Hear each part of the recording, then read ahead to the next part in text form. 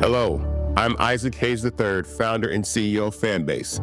And right now we're accepting investors in our $17 million round to revolutionize the future of social media.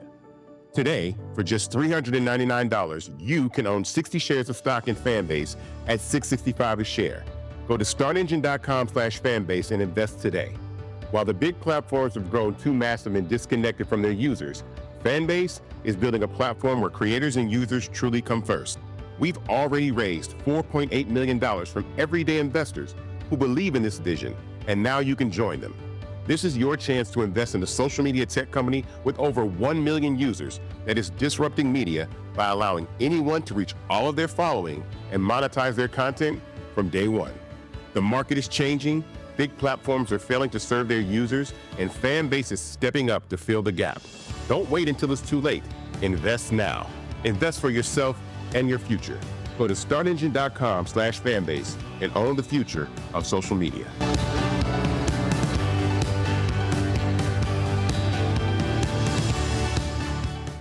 Folks, Black Star Network is here. Hold no punches. I'm real revolutionary right now. Support this man, Black Media. He makes sure that our stories are told. Thank you for being the voice of Black America, Roland. Stay black. I love y'all. All momentum we have now, we have to keep this going. The video looks phenomenal. See, there's a difference between Black Star Network and Black-owned media and something like CNN. You can't be Black-owned media and be scared. It's time to be smart. Bring your eyeballs home. You dig?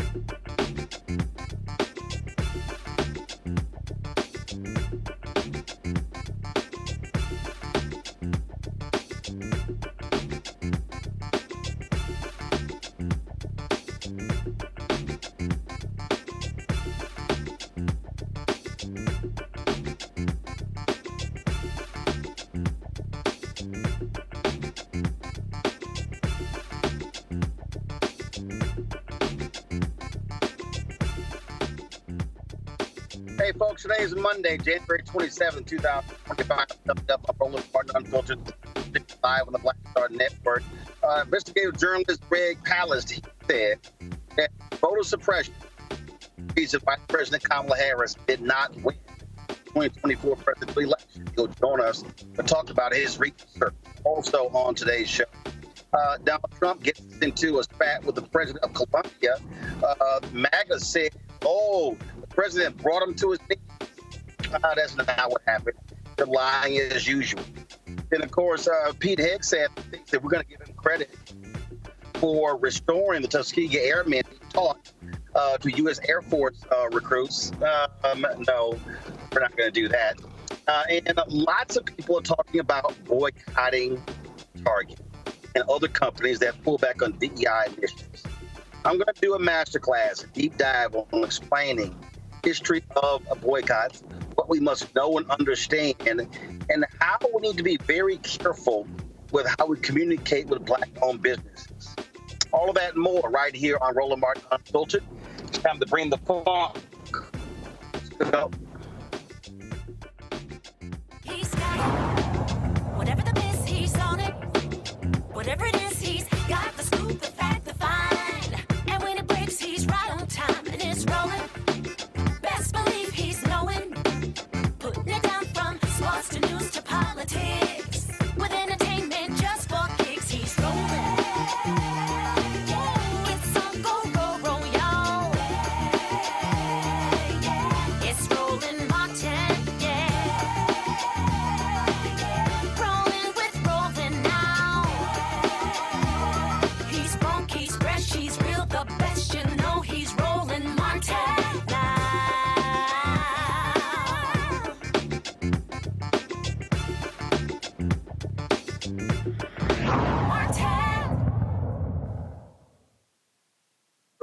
Folks are doing their autopsies examining why did Vice President Kamala Harris lose to Donald Trump the 2024 presidential election.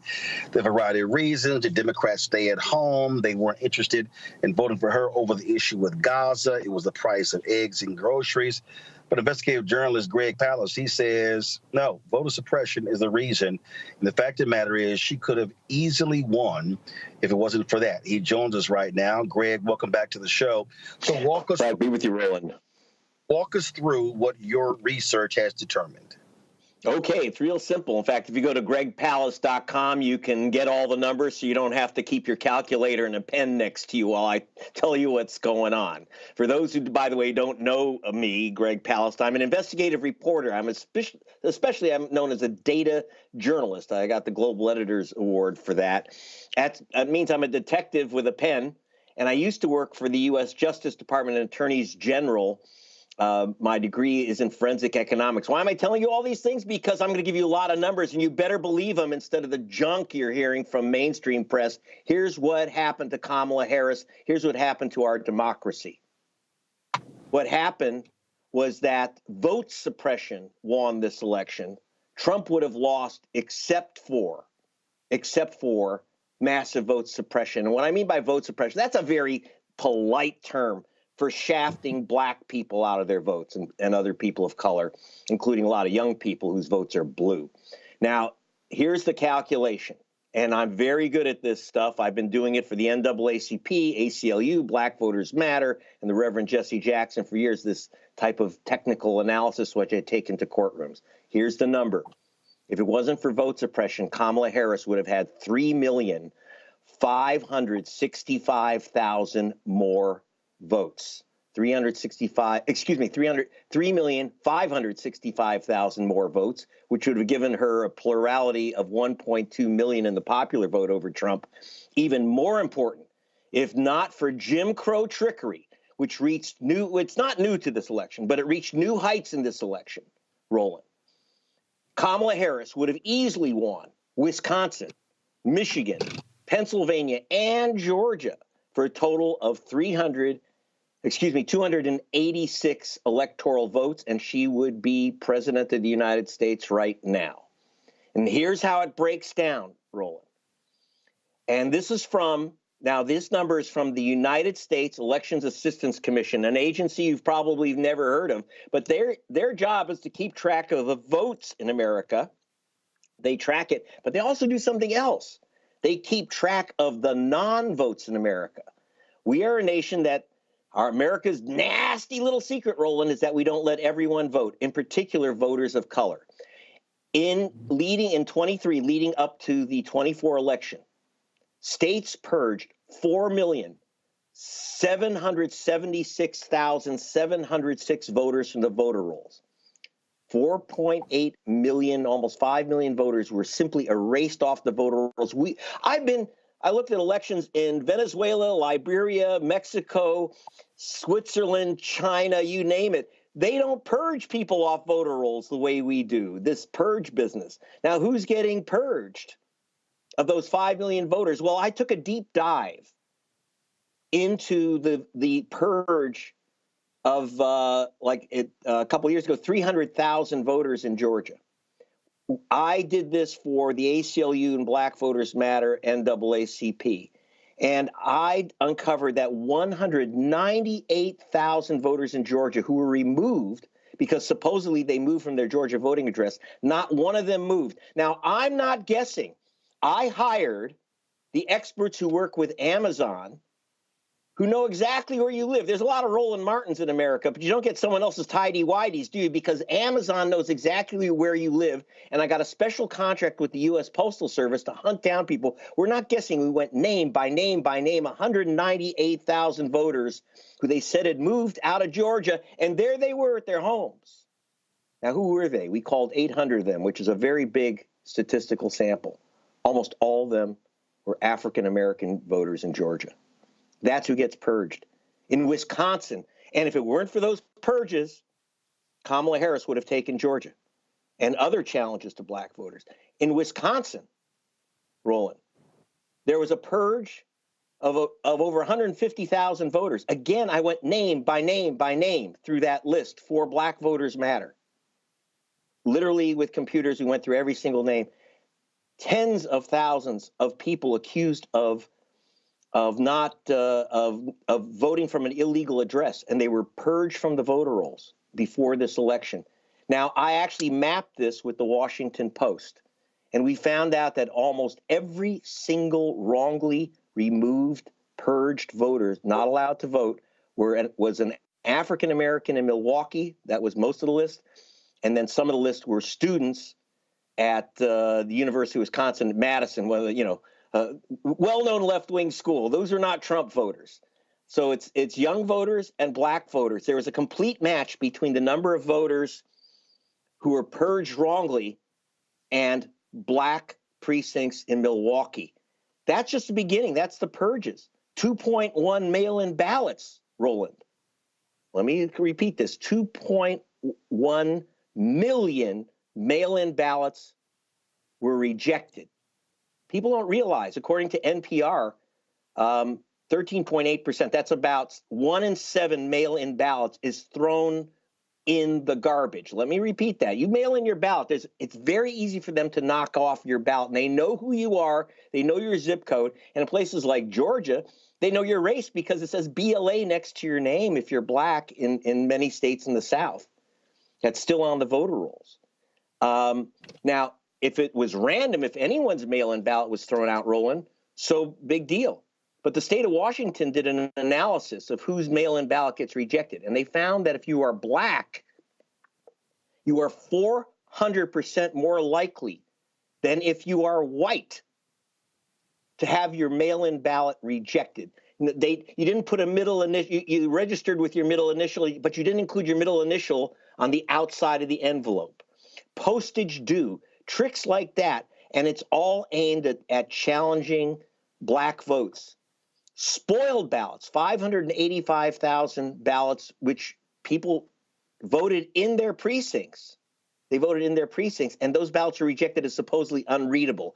All these gotcha things. Now, again, whose ballot gets rejected? Are you ready for this? The U.S. Civil Rights Commission did an analysis and found out that your chance of having your ballot rejected for some technical reason, whether it's mailed in or in precinct, is 900% higher if you're Black than if you're white. We'll repeat that. I just told you about altogether about 3 million ballots rejected. 900% higher chance you will have your ballot rejected if you're Black than if you're white. Provisional ballots. Roland, let me tell you something. There's this thing called provisional ballots. You go in, oh, your name's on the voter rolls. Don't worry, fill out this piece of paper, stick it in an envelope, this provisional ballot. I call them placebo ballots because they'll tell you, the nice little lady behind it is going to say, hey, your ballot will be counted. Just fill out this form. Oh, yeah? Well, in states like Georgia, if you don't go into your county voting office, your clerk's office, and what they call cure your ballot, you have to show them your ID, you have to prove you're an American citizen.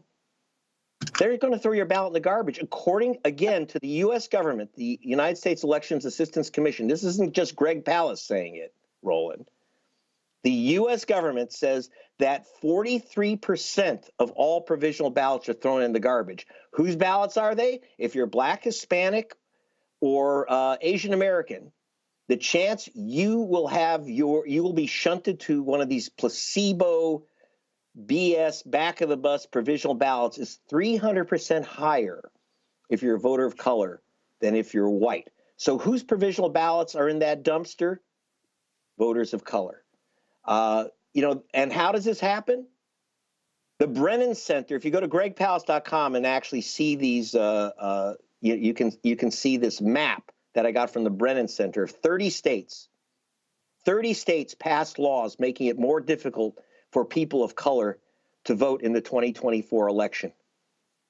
That was Trump's victory map. Altogether about, because not everyone purged would have voted for Harris, not everyone purged would have voted, but still you've got about 2.3%, 3,565,000 voters who would have voted for Harris were denied their ballot or denied the right to vote in the first place. And that's just the beginning of the ugliness. Greg, you called it Jim Crow trickery. What people have to understand that this idea of in terms of how they changed these laws.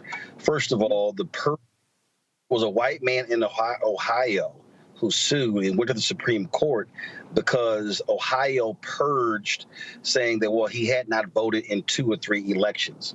And he sued and he lost. Supreme Court cleared the way for purging. But then what we've seen the legal purging where, we didn't realize X amount of people were on the list. It happened in Virginia. It's happened in Florida. It's happened. And there's no coincidence that it keeps happening to African Americans. And it's all about creating massive hurdles. As you said, you got to sign the outside and the inside. It's like all these different rules. And it happens in Pennsylvania and other places. And it's all designed to be able to confuse people. And if you don't follow every single step, then you're in violation. And you don't even know whether you followed the steps. For example, you fill out a provisional ballot and no one says, it says, put in, like, for example, in Ohio, it says put in an ID number. Well, if you say, or driver's license number, and if you say no driver's license, they'll disqualify your ballot. They will disqualify your ballot.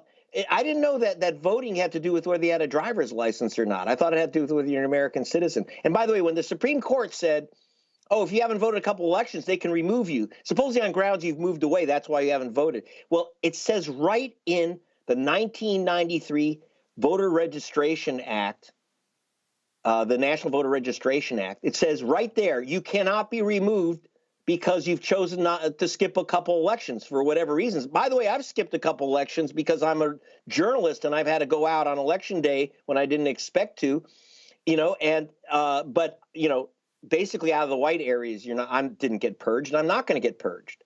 What happens is that you get purged if you're in Columbus, if you're in Dayton, if you're in Atlanta. And again, 4.776 million voters purged. And when I went through that list, overwhelmingly black and overwhelmingly wrong. Overwhelmingly wrong.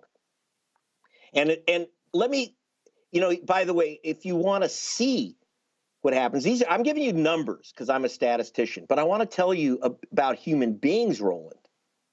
If you watch my film Vigilantes, Inc., which, by the way, Jamie Foxx and Leonardo DiCaprio have made this film available to stream for free. If you go to gregpalast.com, and you will see me in an Atlanta voting station, where, and I'll tell you about the man you're seeing right there, Major General Gamaliel Turner. Now, Gamaliel Turner, this man was 70 years old, the Pentagon's expert on warfare of the future, and if you can see on your screen, he is definitely African-American. He was assigned by the President of the United States to go from Fort Benning, Georgia, to a base in California. And he didn't get his vote. His mail-in ballot didn't come, and he calls up Georgia. He says, what happened? They said, well, Major Turner, you've been challenged. He says, what does that mean? He says, someone challenged your vote, and so you can't get your ballot. He says, well, what do I do? He says, well, just come on in and show you're a citizen and that you live in Georgia. And he says, wait, I'm a soldier. I'm 2,700 miles away, and 2 days before the election, you want me to come just come in? Now, you have to understand, one person challenged 4,000 people out of the Fort Benning area, almost all of them African-American soldiers. This was not a government official. This was a Republican Party official, the chairman of the Republican Party in southern Georgia. His name's Alton Russell. He even dresses like a vigilante. You'll see him in the film with a 6-gun. He thinks he's Doc Holliday. This guy challenged 4,000 voters. Now, I got to tell you, Major Turner actually flew to Georgia. He flew 5,000 miles to go to federal court to get his ballot, one ballot counted. 4,000 others, again, mostly black soldiers out of Fort Benning, did not get their ballots. And you saw on the screen, you had one woman that I confront in the film. She works for Marjorie Taylor Greene. a white Republican. And I'm telling you, there were 88 challengers 2 years ago in Georgia, or 4 years ago, and all of them are white Republicans. They're not government officials. I'm not being racist about it. That's what they were. One single woman challenged 32,000 voters. And I showed her the pictures of her black neighbors. I said, do you know who these people are? No. You don't know who these people are, but you challenge their right to vote. So they were challenging soldiers. They're challenging students. They're challenging just all their black neighbors by the thousands. And in fact, are you ready for this? By August, 3 months before the election, the Trump front group, True the Vote, proudly announced that it had already challenged 317,886 voters. That's 1/3 million voters in swing states, Roland. 1/3 million voters, overwhelmingly voters of color. And this is something that hasn't been done since 1946. This is the Ku Klux Klan plan of 1946, these mass challenges of black voters. This is brand new to 2024. This is one of the reasons why, like in North Carolina, they want to strip the governor of being able to control the state elections board. This is why they're doing this. So the question is, and I got about 90 seconds before I go to the panel for them to ask questions. What is now happening in advance? Because now, of course, they control the Department of Justice. You're not going to see any voting rights investigations. You're not going to see any of this. They're in charge of the levers of power. So what now? What happens next? How must people prepare themselves for what we are about to see? Because now they're going to have the power to do this on steroids. Well, tomorrow I'm going to be having breakfast with the Reverend Jesse Jackson, or Wednesday, and planning what our line of attack will be to protect these votes. I'm working with Gerald Griggs, president of the NAACP of Georgia, Latasha Brown, Black Voters Matter. You notice I'm not working with the Democratic Party. One, because I'm a journalist and I'm a nonpartisan. But the Democratic Party is totally missing in action on vote suppression. They just aren't there. But the groups are organizing to stop this new Ku Klux Klan plan. You have to understand that in 1946, the Ku Klux Klan elected one of the Klan leaders, Eugene Talmadge, as governor of Georgia by systematically challenging virtually every black voter in Georgia. Now, these Jim Crow laws are in the books of about 30 states, still allow, I can say, dig this, Roland, I can say, oh, Roland Martin doesn't live where he says he is. He shouldn't be allowed to vote. Now, who's Greg Palast to say that? Doesn't matter. As long as you live in my county, I can challenge your right to vote, and you're not going to get a ballot, or worse, you'll mail in your ballot. You won't even know that your ballot wasn't counted. Right. So here's the question. Let me do this here. I want to bring in my panel right now. Okay. So I want them to get their questions in, so we can, so people can really understand, because the depth of this, and again, we talk about it a lot, that people don't fully grasp, is how significant this is on many levels. At the Amakongo Dibinga Senior is professorial lecturer, School of International Service, American University, author of Lies About Black People, How to Combat Racist Stereotypes and Why It Matters. Dr. Julianne Malveaux, she's the economist, author of Surviving and Thriving, 365 Facts in Black Economic History. She's also president emerita at Bennett College. Joining us from D.C., Joe Richardson. He is civil rights attorney out of Los Angeles. Joe, I'll start with you. Your question for Greg Palast. Mr. Palast, appreciate you being here. Roland kind of took what I was going to ask next, but let me ask this. You've been doing what you've been doing for a long time. What's the next investigative frontier for you? Because I think one of the things that has to happen is that journalists that are actually looking for information that are not in the box, as it were, like the Roland Martins and the Greg Palast and things like that, are going to have to help to uncover a lot of these truths just through research. I love it that you're a statistician. What is it that you're going to be, I know you're going to do some things related to this issue, but is there any other issues out there that connect to some of these things, some of these justice issues that you're looking at next? Well, I am very, very concerned about this and I want to dig deeper into this, in the challenge, this mass challenge of voters by self-appointed vigilantes. Again, this is the Ku Klux Klan plan of 1946 and this Trump front group called True the Vote. They're the ones, by the way, that came up with this, with the film 2,000 Mules, where they called 2,000 black men. Every one of them was a black man. 2,000 black men were supposedly stuffing ballot drop boxes with multiple ballots. They were being paid supposedly by George Soros and Mark Zuckerberg $10 each to commit a felony crime. I got to tell you, every person that they showed on camera as a black men stuffing ballot boxes, because every ballot box has a camera on top of it so they can see what voters. Every one of them was a legal voter, and they've been sued to fare thee well, but they don't care.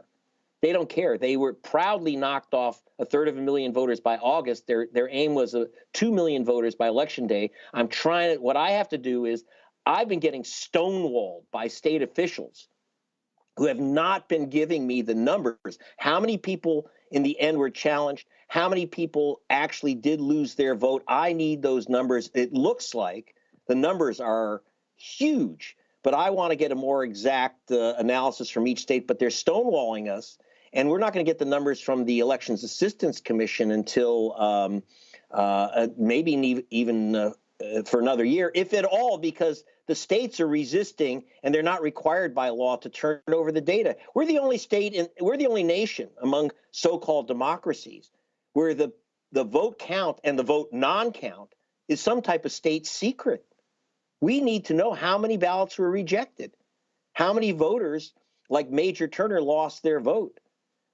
When I was and so I want to find out, I need to get those numbers because this is a brand new thing, this vigilante vote challenges of, again, not government officials, but self-appointed vigilantes who are getting lists. We had this one woman in Cobb County, Georgia, works for Marjorie Taylor Greene. She submitted 32,000 names in Cobb County, 32,000 names, one GOP official.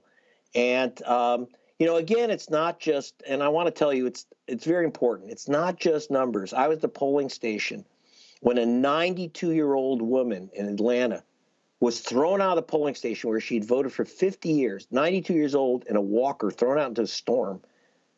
Her granddaughter in hysterics. Well, I went to the house that she said she no longer lived in. It was just down the street from the polling station. And there was a picture of her having dinner with Martin Luther King from 50 years old earlier in that house. This was Martin Luther King's 92-year-old cousin. So if they can knock off Martin Luther King's 92-year-old cousin, they can knock off anyone, and they are. This is what I really want to look at, is this explosion of vigilante vote challenges. And under Trump, if you think the Justice Department is going to stop it, think again. We have to stop it ourselves. Julian Malvo, your question. Julian? How are you, Greg? Last time I saw you, we were Reverend Jackson. Yes. I really appreciate your work always. You just do such great work. Thank you. So you looked at the presidential election and said Kamala would have won had it not been for this suppression. Were there states where we also lost congressional seats? I don't think we lost Senate seats. We didn't have any close Senate races, but congressional seats. Are there other races that you can lift up that might have made a difference in this environment? Oh, absolutely. I was looking at close congressional races. I still haven't finished the numbers. One of the reasons it took me a couple months, it's a lot of numbers to crunch, and I don't want to just throw stuff out there. But it looks like the Democrats would have picked up at least 3 or 4 congressional seats, if not for these vote suppression tactics. Because, again, when you knock off Major Turner's vote, when you take away a soldier's vote, when you take away Martin Luther King's cousin's vote, that goes all the way down the ballot. And so I have been very concerned that basically the GOP should not have control of the House of Representatives at this moment, except for their successful wielding of vote suppression tactics. But I will be issuing a report on the congressional races soon. But I will say that, but I will say this here, Greg, that the voter suppression that we saw, it does have an impact when you talk about the Senate race in Pennsylvania of Bob Casey. Yes, and I want to look at Pennsylvania because Cleta Mitchell Donald Trump's lawyer, Cleta Mitchell, she challenged tens of thousands of voters in the Philadelphia area through an organization called Eagle AI, which is, by the way, a very interesting name because Eagle Eye was the name of a racist group back in 1964 that challenged a whole bunch of Hispanic voters in Arizona. They brought back this racist operation from 64. They brought back the Klan operation from 46. It's shameless. And it's getting very little coverage in the mainstream U.S. press. Now, people should understand, I write for The Guardian and BBC, which are the world's major outlets in the English language. But it doesn't come into my home country. So I'm all over, I'm mainstream in the rest of the world, just not in America. Makongo, what's your question? Well, thank you so much, Mr. Palast, for this work. I want to touch on, and you also mentioned Cleta Mitchell, who wanted to target youth votes. So I wanted to come back to your part on the youth vote. As a professor, I see so many kids who are disenfranchised and the like, but they don't have this level of information. They're not getting it on K-12 level. What is your charge? What is your opinion about what we should be doing with the young people as it relates to making sure they're aware of this as they're coming into the voting age and process? You're doing it. Education, education, education. The first thing I tell people, and really important for students, check your registration 90 days before an election. See if you've been challenged, see if you've been purged. In most states, within 9 days of election, you can re-register. In fact, if you haven't voted in a couple elections, just re-register. Even if you think, I've been voting the same place for years. No. Check your registration. I had a student in Madison, Wisconsin that I put on camera, and you'll see him in my film Vigilantes, Inc., a Vietnamese-American kid. He had moved dorm rooms. He just moved, different part of the building. Well, under the law, you don't lose your vote if you move within your county.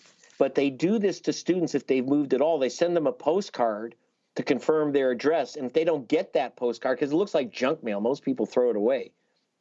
I call it the poison postcard system. If you don't see that postcard and return it, you lose your vote. One way to get around that is tell all your students, tell everyone, and tell them to tell their families. Check your registration 90 days before. The problem with the new challenge system, for example, Georgia changed its law so that these vigilantes can challenge your vote on election day. They don't have to notify you for 30 days. Well, the election's over after 30 days. So you get challenged. You may not. In fact, it was only by accident that Major Turner, this African-American officer, found out that his vote was challenged because he called. He said, "Where's my ballot?" They didn't notify him. They just said, "Well, you've been challenged." So we have to tell people to check their registrations, check and check again and again. A lot of states now, dozens of states, have same-day registration. So bring every form of photo ID you have and something to show your address, like an electric bill or something. So you start out by protecting your vote. The second thing you do is you get active. If you have students that aren't part of an organization on the front lines, forget partisan stuff.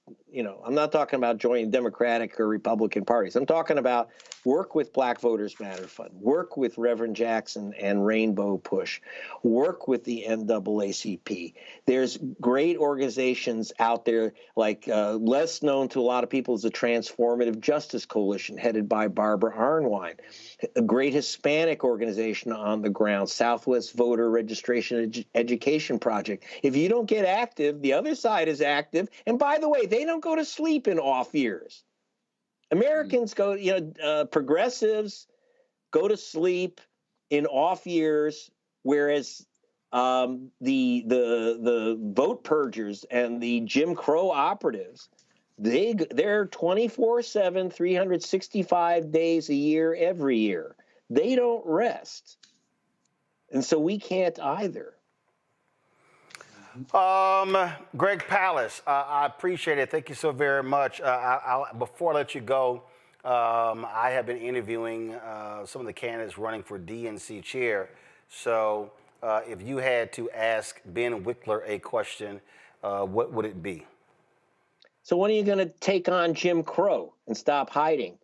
on this issue. I can tell you right now, Reverend Jackson asked both Kamala Harris and Joe Biden to watch my film, to watch Vigilantes, Inc., America's New Vote Suppression Hitmen, which you can, again, go to gregpalast.com, stream it for free. He said, watch it and do something about it.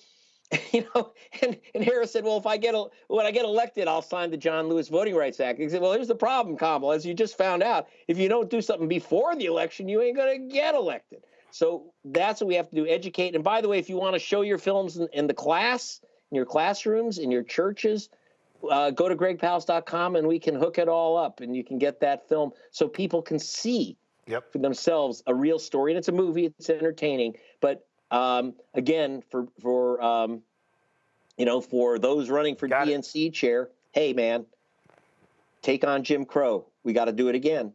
All right, Greg Palast, we certainly appreciate it. Thank you so very much. Thanks. Folks, take a real short break. We come back, we'll chat with Ben Wikler, who is running to become the next chair of the Democratic National Committee. That's next on Roland Martin Unfiltered on the Black Star Network. What's up, y'all? Look, Fanbase is more than a platform. It's a movement to empower creators, offering a unique opportunity for everyday people to invest in Black-owned tech, infrastructure, and help shape the future of social media. Investing in technology is essential for creating long-term wealth and influence in the digital age. The Black community must not only consume tech, we must own it. Discover how equity crowdfunding can serve as a powerful tool for funding Black businesses, allowing entrepreneurs to raise capital directly through their community through the Jobs Act.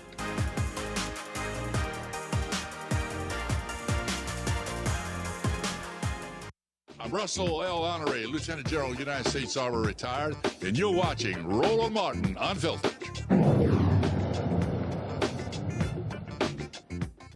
February 1st, Democrat delegates will meet at their winter meeting to select their new chair. Jamie Harrison announced that he was going to be not seeking for re-election, and so a number of people are vying for that post.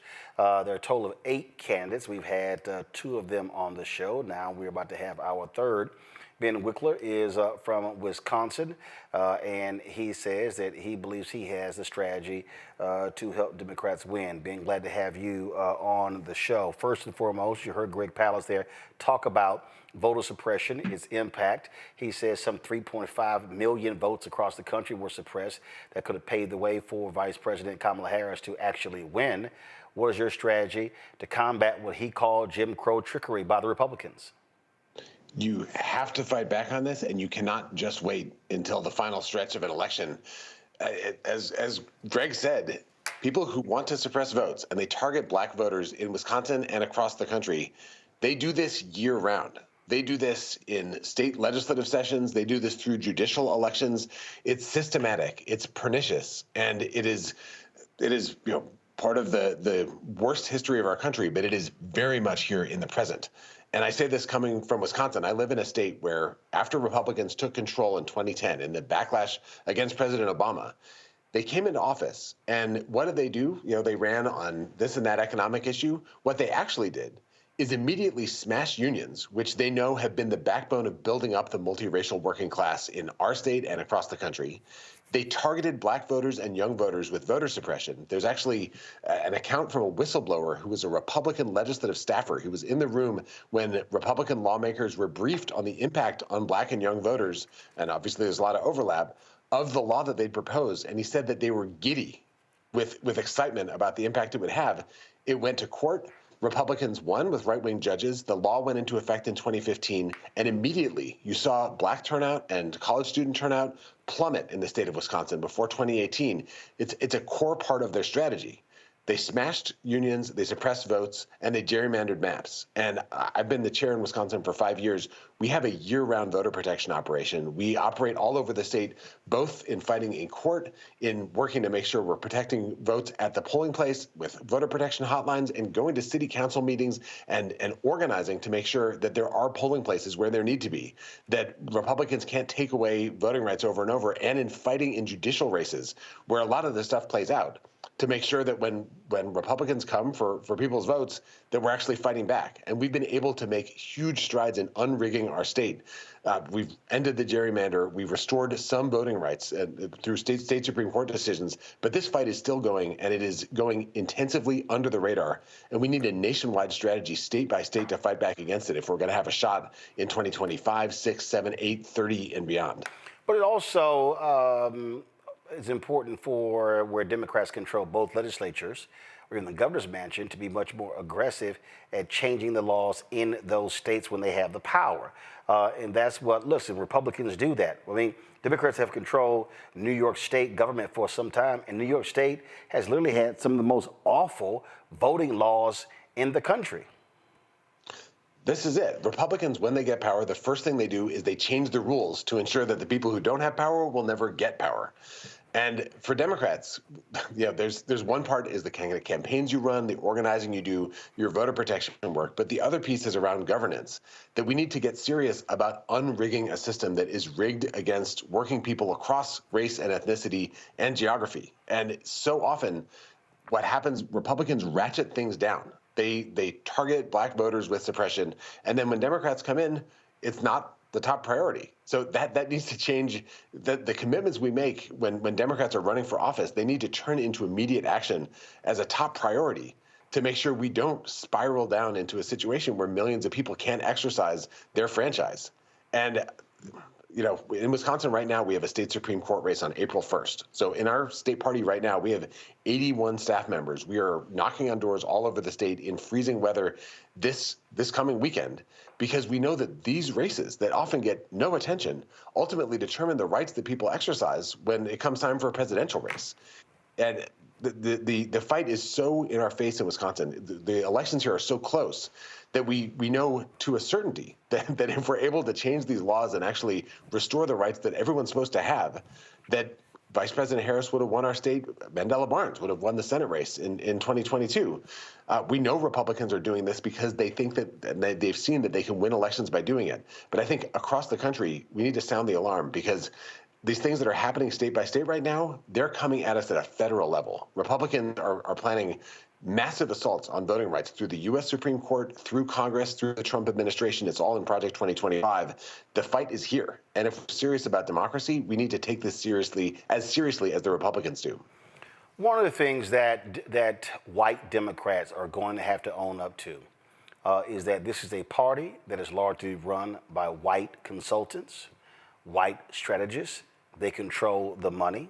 They treat black staffers, black consultants, black pollsters, black campaign workers, and black voters as sharecroppers. The reality is that things have completely changed in that you cannot anticipate that black people are going to vote Democrat 90%. The further you get away from the civil rights movement, younger voters do not self-identify as Democrats. I say it consistently to the Biden campaign, the Biden-Harris campaign and the Harris-Walz campaign, that you're going to have to spend 3 to 4 times as much time and money talking to black people. You can't come to them 2 or 3 months out. It has to be a much longer period because the voters are changing. Yet the exact same white Democratic consultants don't listen. In the case of Vice President Kamala Harris's campaign, Jen O'Malley Dillon wouldn't listen. David Plouffe wouldn't listen. Stephanie Cutter wouldn't listen. And then it was even difficult. Quentin Folks, who's African American, a lot of times wouldn't listen because he was taking marching orders from them. And so you have black folks in the party and outside who are frustrated, who are angry, and they're saying, well, all we see are white consultants becoming millionaires, having second homes, and black folks having to run campaigns with small amounts of money. What are you going to do to change that? So day one, we need to actually audit every single consulting contract that the Democratic National Committee has. I'm coming in with zero commitments to any consultant, to any vendor. We should start from ground zero and build out how we spend our money in a way that reflects our coalition, our values, the actual path to victory. And that's going to mean a ton more diversity, and specifically Black vendors and pollsters and communications professionals. I know in this last election, folks like Terrence Woodbury with Hit Strategies and Cornell Belcher did extraordinary research that helped inform a ton of the work that happened in Wisconsin and across the country. But so many of the organizations and the people who are best at this, a rising Black consultant kind of cohort of folks who have deep expertise in the communities that often feel like Democrats only show up at the last second.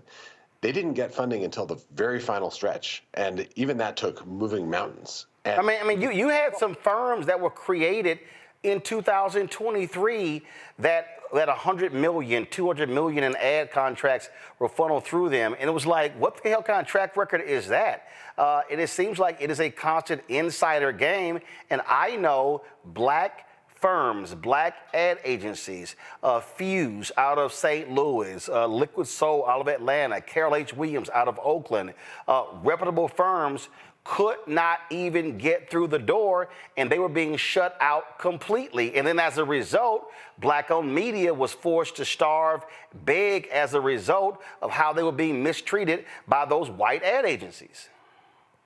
So I will tell you, in Wisconsin, which is, I've been chair here for the last 5.5 years, our state party makes investments in the spring, not just in the fall, in Black-owned media in Wisconsin. We are on Black radio. We work with Black newspapers. We work with candidates to make sure they're showing up on podcasts, on streaming platforms with different folks. We work with cultural influencers, Black cultural influencers in Milwaukee and across our state, because we know that the places where people actually spend their time and attention, it is not just traditional corporate-owned media. It is a whole emerging cohort of different places. And we work hand in glove with Black-led organizations on the ground that do organizing and communication and make sure that all the different political actors in our state are paying attention to the focus groups, to polling, to stuff where we're actually hearing from Black voters directly. And that work is best led by people who understand the communities that they're researching. So we've built an engagement strategy that is year-round, that is actually showing up, and we can see in the numbers the impact that that's had. And this, I'm not saying this is just our state party. This is a unified effort across the union movement, grassroots organizations, and the media and communication work in our state. Milwaukee, which is where 70% of Black Wisconsinites live, it had the highest turnout of any city of the biggest 50 cities in the country. It was 89%. We added votes for Harris relative to Biden, and we did that by doing long-term, serious engagement and investment. And to me, that's the model. Like, it just doesn't work to have this be the kind of afterthought at the last second or something that requires a battle to do up front. We should actually build the plan together from the start. And it should be part and parcel of our theory about how we win elections at every level of the ballot. That it's not rocket science to do this. But for some reason, it's taken a long time for our national party to realize that what has been happening has not been working. And I think we can see that in this election result. We can see that in how things worked out differently in Wisconsin, frankly, where we added votes.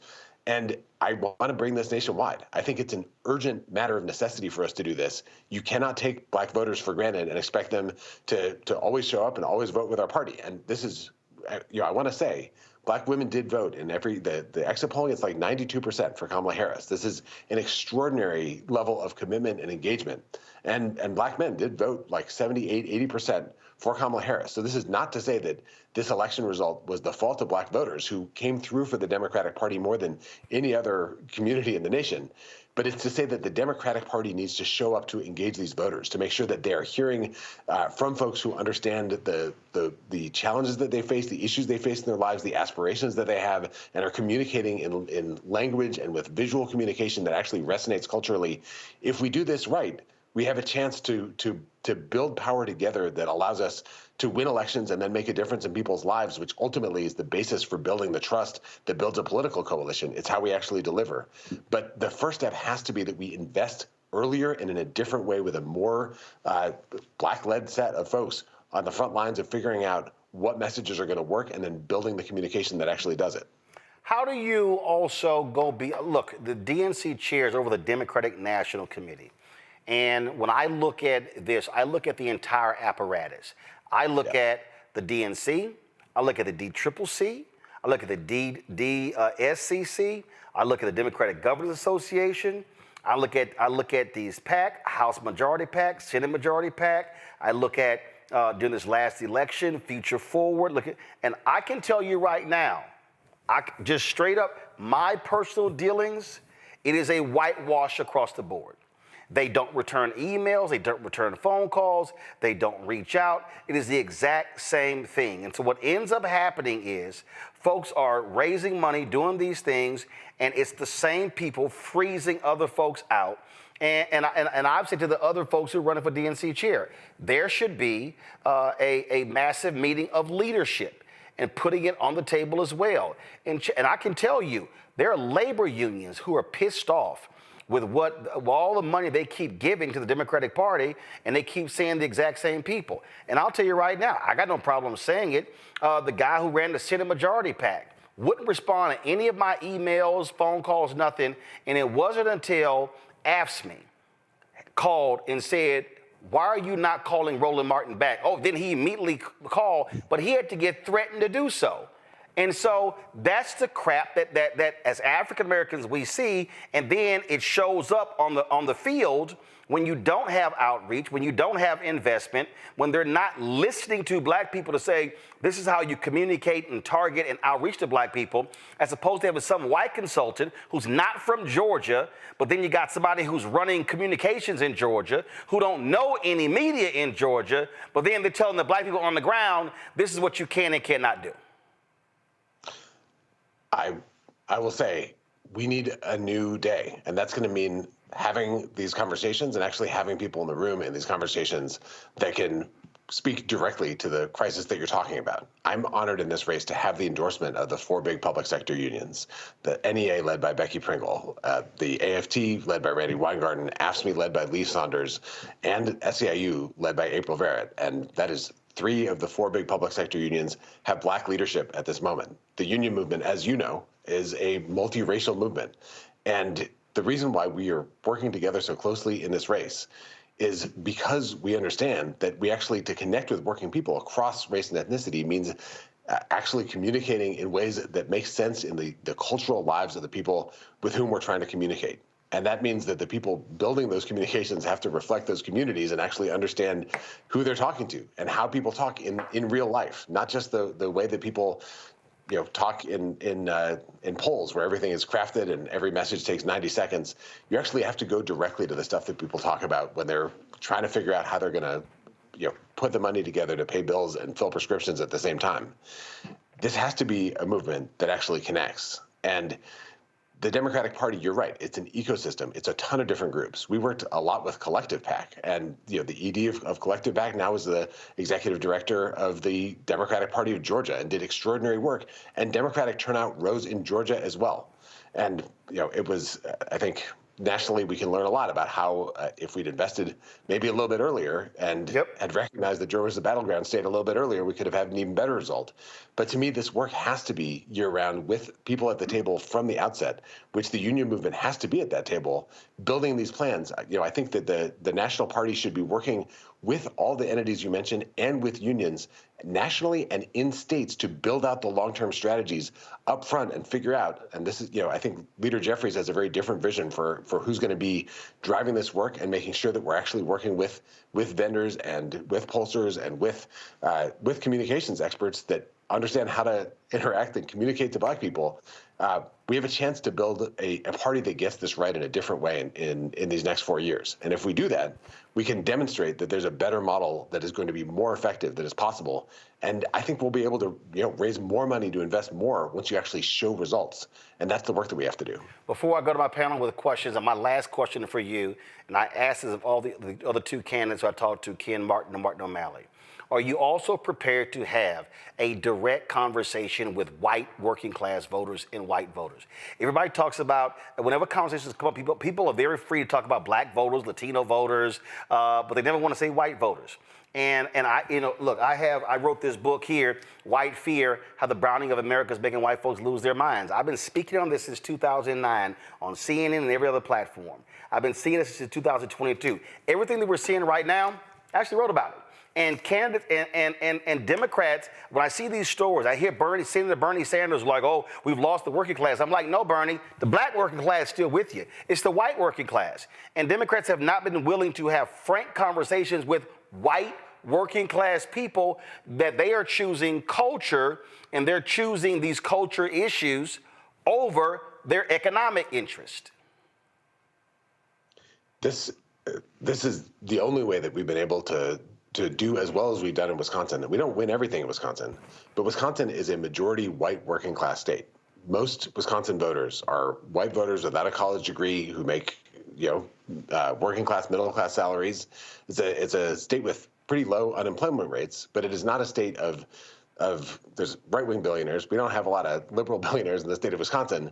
And we organize everywhere, we communicate everywhere, and we've trained our county party chairs on the race class narrative, which is a way of communicating where you say, you know why Republicans are appealing to racism? It's because they're trying to divide voters by race in order to rip off everyone.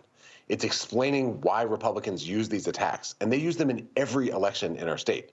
It is totally standard, from Supreme Court races to state legislative races to Senate races to the presidential race. It is always, it's a racially coded appeal to fear and division in order to divide people by race so that they can, put oligarchs in charge and rip everybody off. And we actually communicate about this, and it works. There was a study, an analysis that looked at Wisconsin and Minnesota. And, it's no secret that white working class voters have moved away from Democrats across the board. In Wisconsin, they've shifted 4.9 points from 2018 to 22. In Minnesota, they shifted 8.9 points. We have a lot more to do if we want to gain ground, but we've slipped much less than our neighboring states, and we do much better.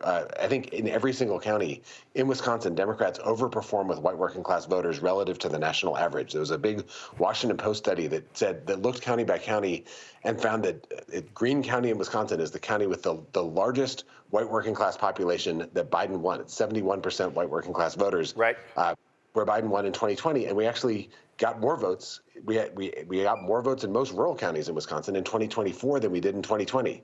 So you're exactly right that Democrats cannot just ignore this, and if they do, they're going to keep losing elections. And I agree with you that so much of the punditry is like, oh, Democrats lost because black voters didn't show up or Latino voters didn't show up, and most of the voters in this country are white voters. If you're not communicating and organizing for them.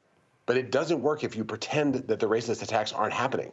That is the central Republican strategy. So you actually have to meet it head on and explain why they're doing it in a way that allows you to bring the conversation back to the fact that no matter what the color of your skin is, everyone needs a roof over their head and they need food on the table. And Republicans want people to think about something else, because actually economic solidarity has always been the bedrock of building a multiracial democracy. I got to get 3 questions in 2 minutes. Right. Makongo, make it, I know, because Ben has a heart out at 7. Makongo, go with your question. My question is about the youth divide in the Republican Party. They all gathered around Trump, 78 years old. They fell in line. What is your strategy for addressing the challenges that exist between the elder members of the party and the younger members? Ben? So part of this is about where we communicate. And that, I think the Republican Party right now is showing up in a lot more alternative media, new media spaces. It's showing up a lot more on long-form podcasts and on vertical video, these places where young people overwhelmingly get their news. This program, my guess is, has a significantly younger average audience than cable news, and certainly younger than newspapers. And as Democrats, we don't do enough to invest in working with creators and working with people that are building alternative media spaces. So one piece of this is where we communicate. And then the second thing is what it is that we're communicating when we're there. And if you look at how the right has especially spoken to young people and to young men, it's so much about their aspirations and what they want to do. Yep. It's people that are trying to figure out how to get ahead, how to build wealth. It's people who are hustling and grinding and trying to figure out how to make it work. And as Democrats, we're often talking about people like they're under attack, and they are, that's real. But we also have to speak to what they want to do with their lives and be a party that is felt to be a partner in trying to build the lives that everyone wants to lead. So it is both where and what we communicate. And to get those things right, we need as a party to be working both with candidates and with consultants and pollsters and vendors that understand how to do this because they've lived it. And this is the media environment in which they live their lives as well. So it's every step in the chain. But to me, the end point has to be Republicans can't dominate the discussion about what Democrats are about. We need to tell our own story and show up in ways that demonstrate we actually get what's happening in people's lives. All right, that was a long answer, Ben. Can you take these other 2 questions? Yeah, well, yeah. Okay, Julian, question. Ben, first of all, thanks for being with Julianne, us. go right to the question. What differentiates you from Martin O'Malley or from Ken Martin, but especially O'Malley, who is the one who has more, seems to have lots of support? You seem to have the most. He seems to have the next amount. He comes out of Maryland, which, as you know, very multicultural. Yeah. What differentiates you?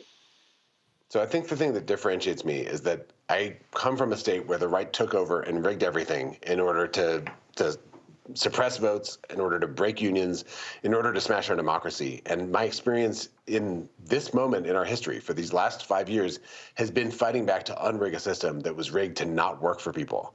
And with respect to the other candidates, they're in states where they haven't experienced the full brunt of the entire Republican machine. In order to win in Wisconsin, we've had to grow bigger, we've had to grow deeper, more intensely, more year-round, in a deeper partnership with the union movement, with the ecosystem, with grassroots organizations across our state. I think that's the kind of fight we're in now as a country, and that's the kind of chair the DNC needs to have that recognizes the size of the threat that we're up against, and with a track record of actually being able to fight back against it. Joe. Everybody thinks they know why we lost, and everybody has the Democrats lost. Pick an issue that's a red herring and remind us that, whichever one you pick, and say, no, this is not what this is about. What are one of those red herring issues that are out there that people think the election was about, but it actually wasn't? So I think people think that this election was about trans issues. And when they say that, and they say that Democrats screwed up about this because they're constantly talking about pronouns, what they're actually describing is Republican ad campaigns that were saying Democrats care about they, them, not about you. The actual Republican message was Democrats don't care about you. They care about something else, someone else. It's the same con that they always run. Sometimes it's targeting immigrants. It's usually targeting black people. Sometimes it's targeting gay people or trans people or non-binary people. But that message takes hold when they're able to say that Democrats don't see you, don't care about your struggle. They have some other priority. And the way that we beat that is by actually showing people that we're fighting for them and we do understand them and we're fighting for them. It's not like Vice President Harris was not running the campaign that Republicans were claiming she was. That was the Republican narrative. Republicans ran on identity politics in this election in order to move the country away from seeing what the actual impact of the policies of the candidates would be. And we need to disrupt that by explaining what they're doing and then bringing it back to the fact that Republicans are trying to rig this country for a handful of far-right billionaires that want to pull the ladder up and leave everyone else at the bottom. So I think that it is easy to totally misread the results of this election by falling into the trap that Republicans have laid.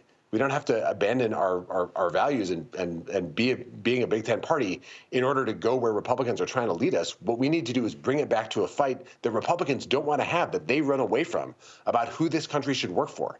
It should work for everyone. Everyone should have opportunity. Everyone should have the opportunity to build wealth and succeed and thrive in their communities. And Republicans want to take that away. And we need to fight them on that front, showing why they're trying to make this about appeals to racism and every kind of bigotry and prejudice in order to distract people from that fundamental fight. There's a reason why it was called the March on Washington for Jobs and Freedom. It's because those two fights are inextricably interlinked. And when we build across all these different fights, we can build a movement that can change this country. All right, Ben Wikler, we appreciate you joining us. Thank you so very much.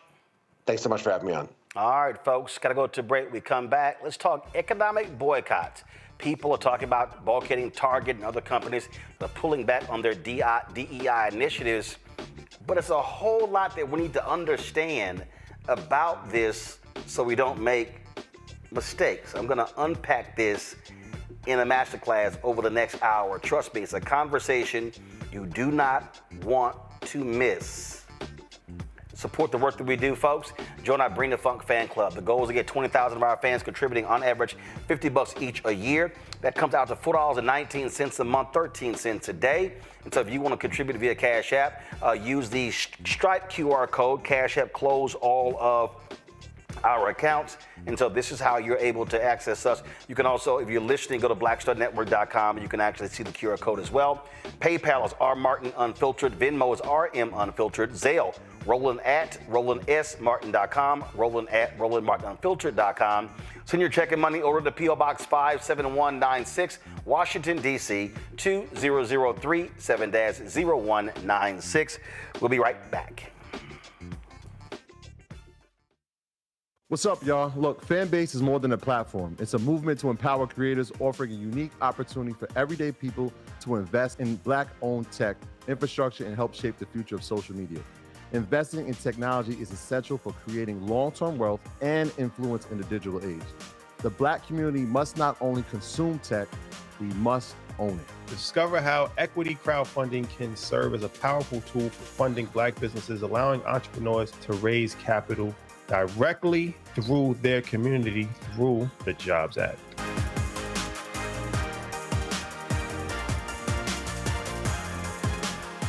Next on Get Wealthy with me, Deborah Owens, America's Wealth Coach, women of color are starting 90% of the businesses in this country. That's the good news. The bad news, as a rule, we're not making nearly as much as everyone else. But joining us on the next Get Wealthy episode is Betty Hines. She's a business strategist, and she's showing women how to elevate other women. I don't like to say this openly, but we're getting better at it. Women struggle with collaborating with each other. And for that reason, one of the things that I demonstrate in the sessions that I have is that you can go further together if you collaborate. That's right here on Get Wealthy, only on Black Star Network.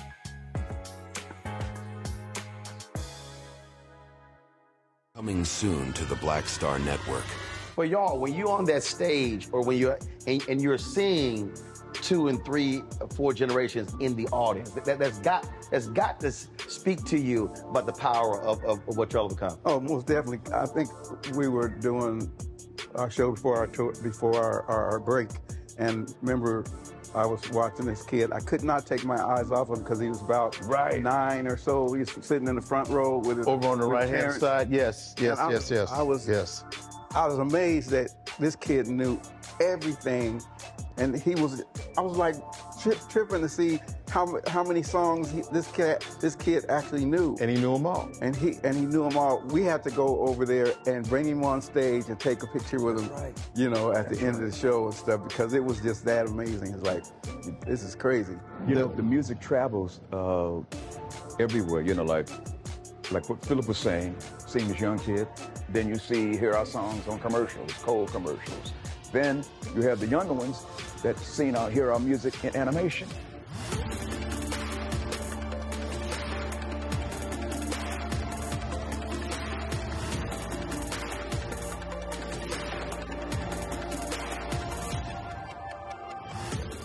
On a next, A Balanced Life, we talk about how to get in touch with your feelings, emotions, how to find your North Star, and how to move your life along. Because oftentimes what we'll do is we'll accept what the world says about us as the truth and how we see ourselves, which that can be completely contrary to what the Word of God says about who you are. That's on the next, A Balanced Life, here on Black Star Network.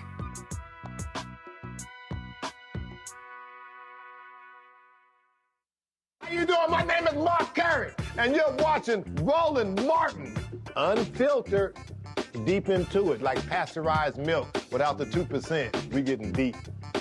You want to turn that shit off? We're doing an interview, motherfucker.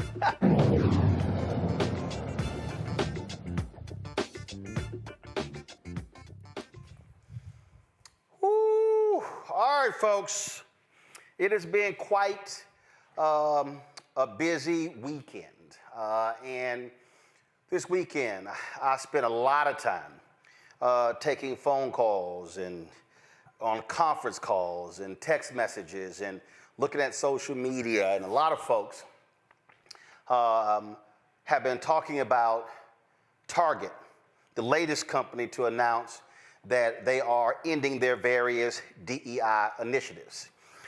They joined the likes of Walmart, McDonald's, Lowe's, which actually has a black CEO, Toyota, as I said, McDonald's, and other companies that have made these decisions. But you've had companies that have stood with their DEI initiatives, and in the face of these conservatives like Robbie Starbuck trying to push them to get rid of them.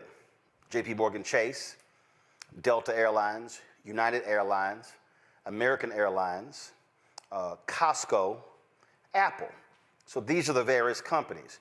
Amazon has also said they will be pulling back some of their various initiatives. Now, while all of this is happening, African Americans have been responding by saying, what the hell, what's going on? Then, of course, on the federal level, you've got Donald Trump, who is ordering all the federal agencies to get rid of DEI.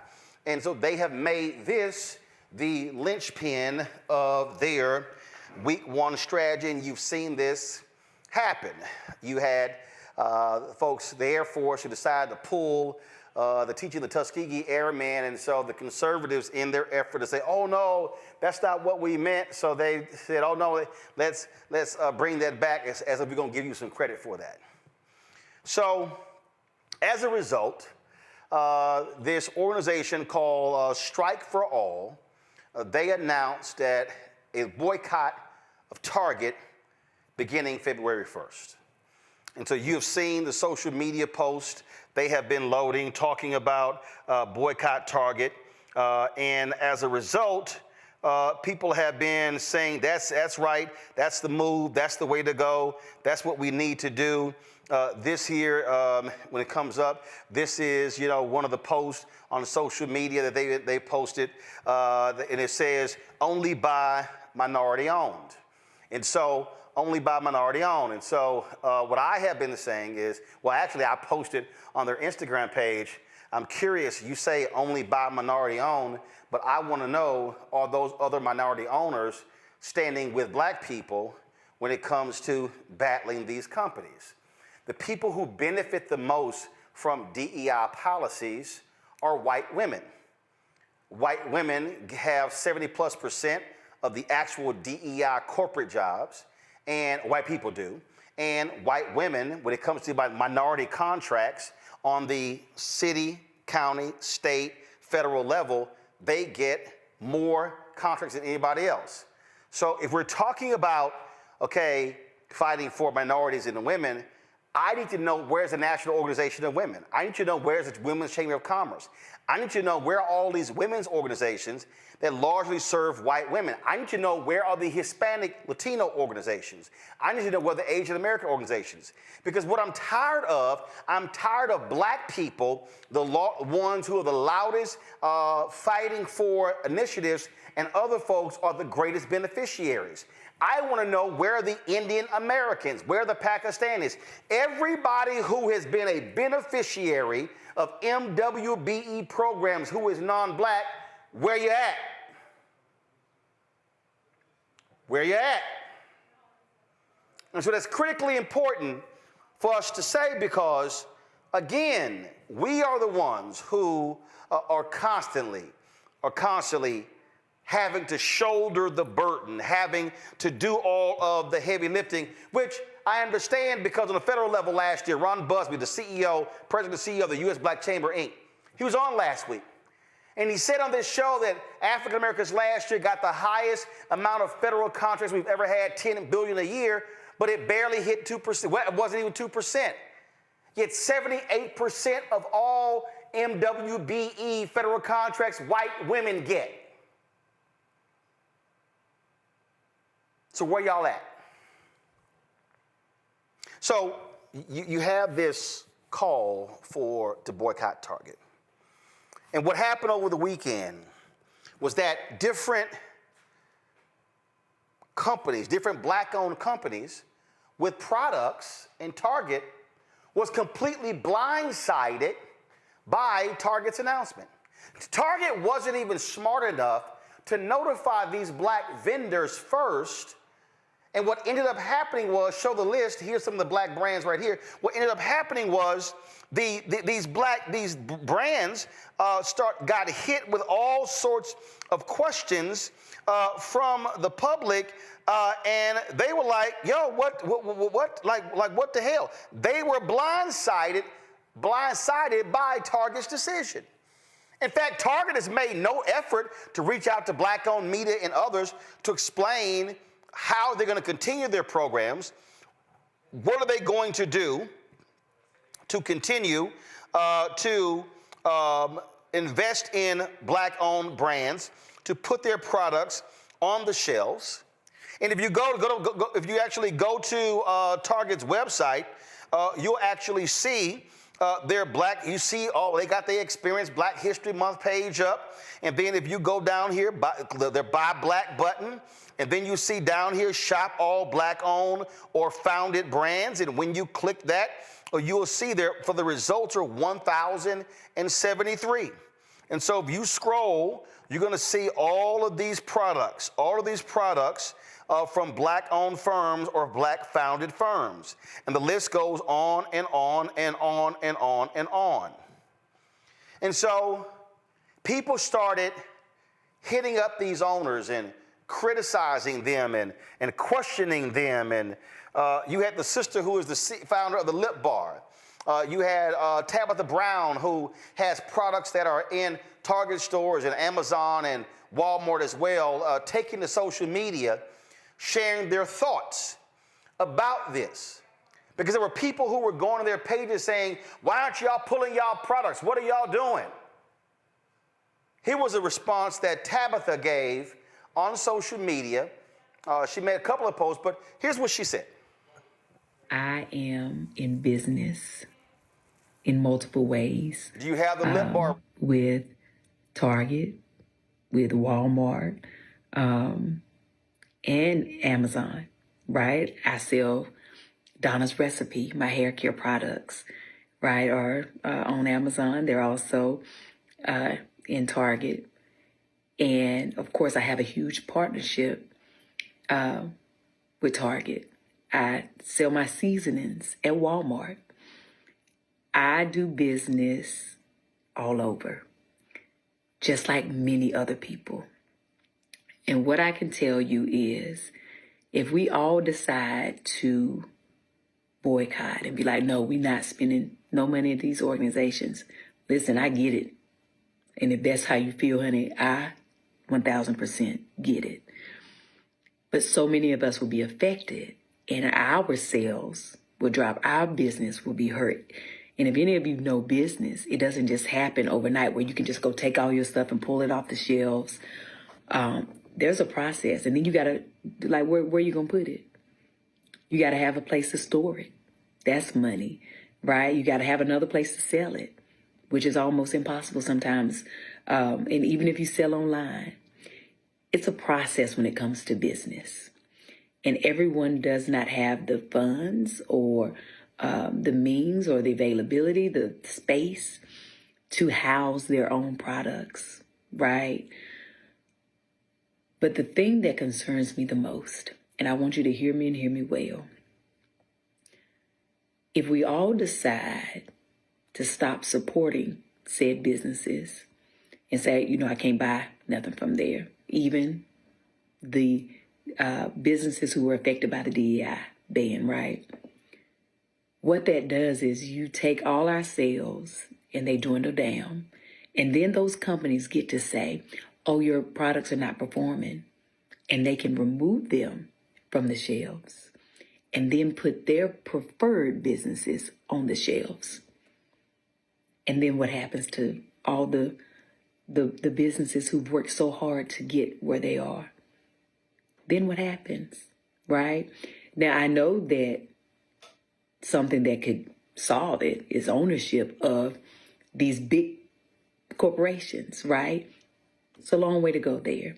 There are amazing companies like the Village Market in Atlanta, right, who support small businesses, and you can go in there and there's some amazing things that you can buy. But it's one store and it's very small. We're talking about mass market. You can't build that overnight.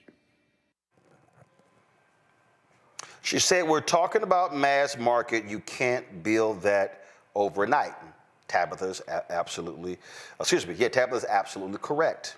And as I said, Melissa with the Lip Bar, she has posted a number of videos on her Instagram page, and she's posted the latest one, talks about selling out. So I want to deal with these black firms first.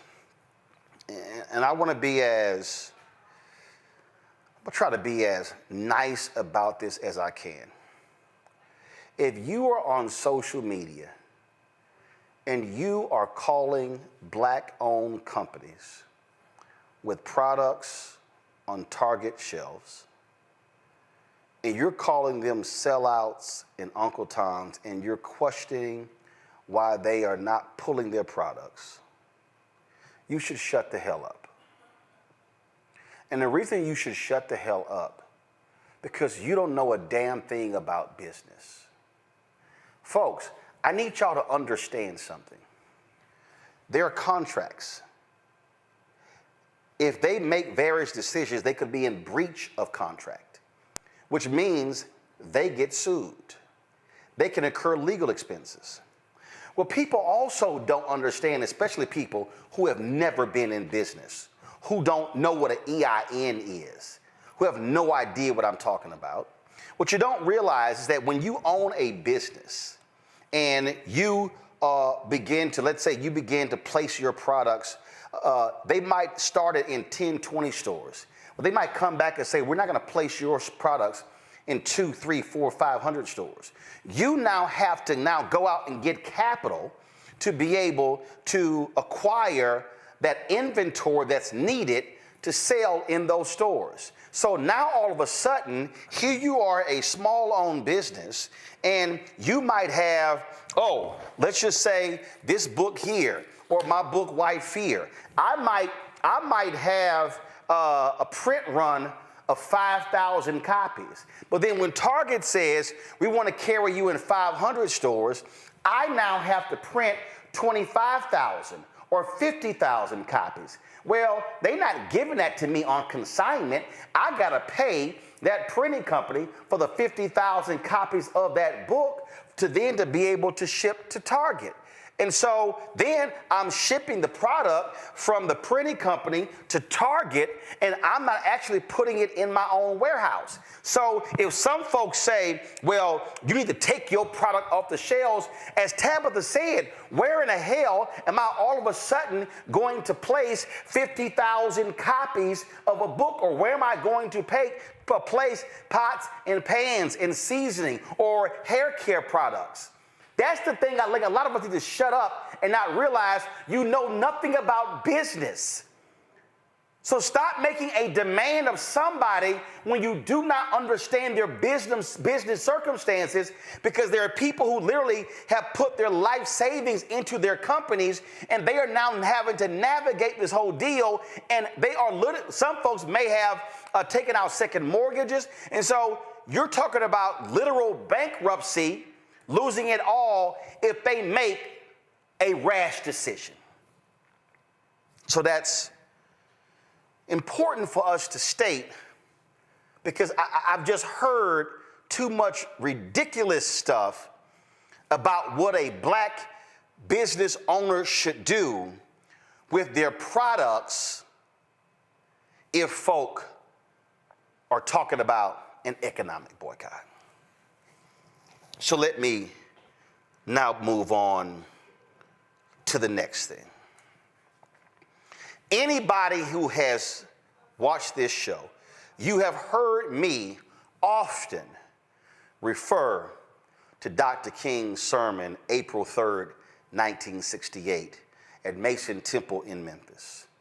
You've heard me talk about economic withdrawal. You've heard me talk about when MLK said in that sermon how we are collectively or individually poor, but collectively wealthy, and how we need to be operating as a collective when it comes to trying to change the economics of our situation. You've heard me quote him in that sermon when he says, we don't have to throw one Molotov cocktail. We don't have to yell and curse anybody out. He said, what we must do is practice economic withdrawal.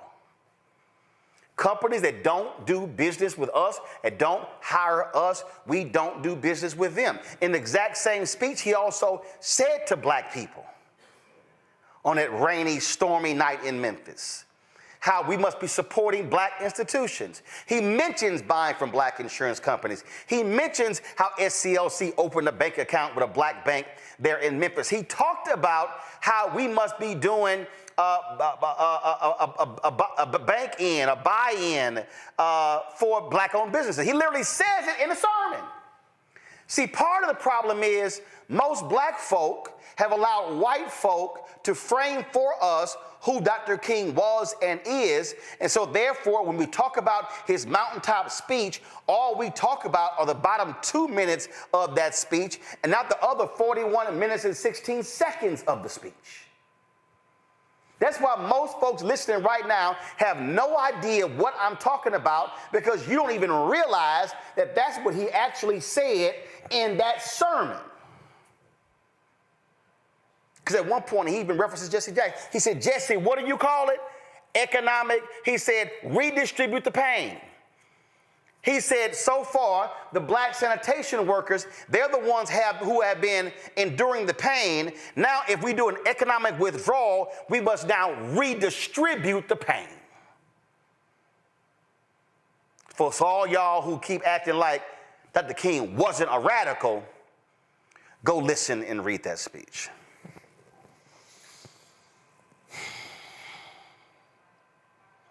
So when we talk about boycotts, there are a number of things that we have to factor in that too often we don't.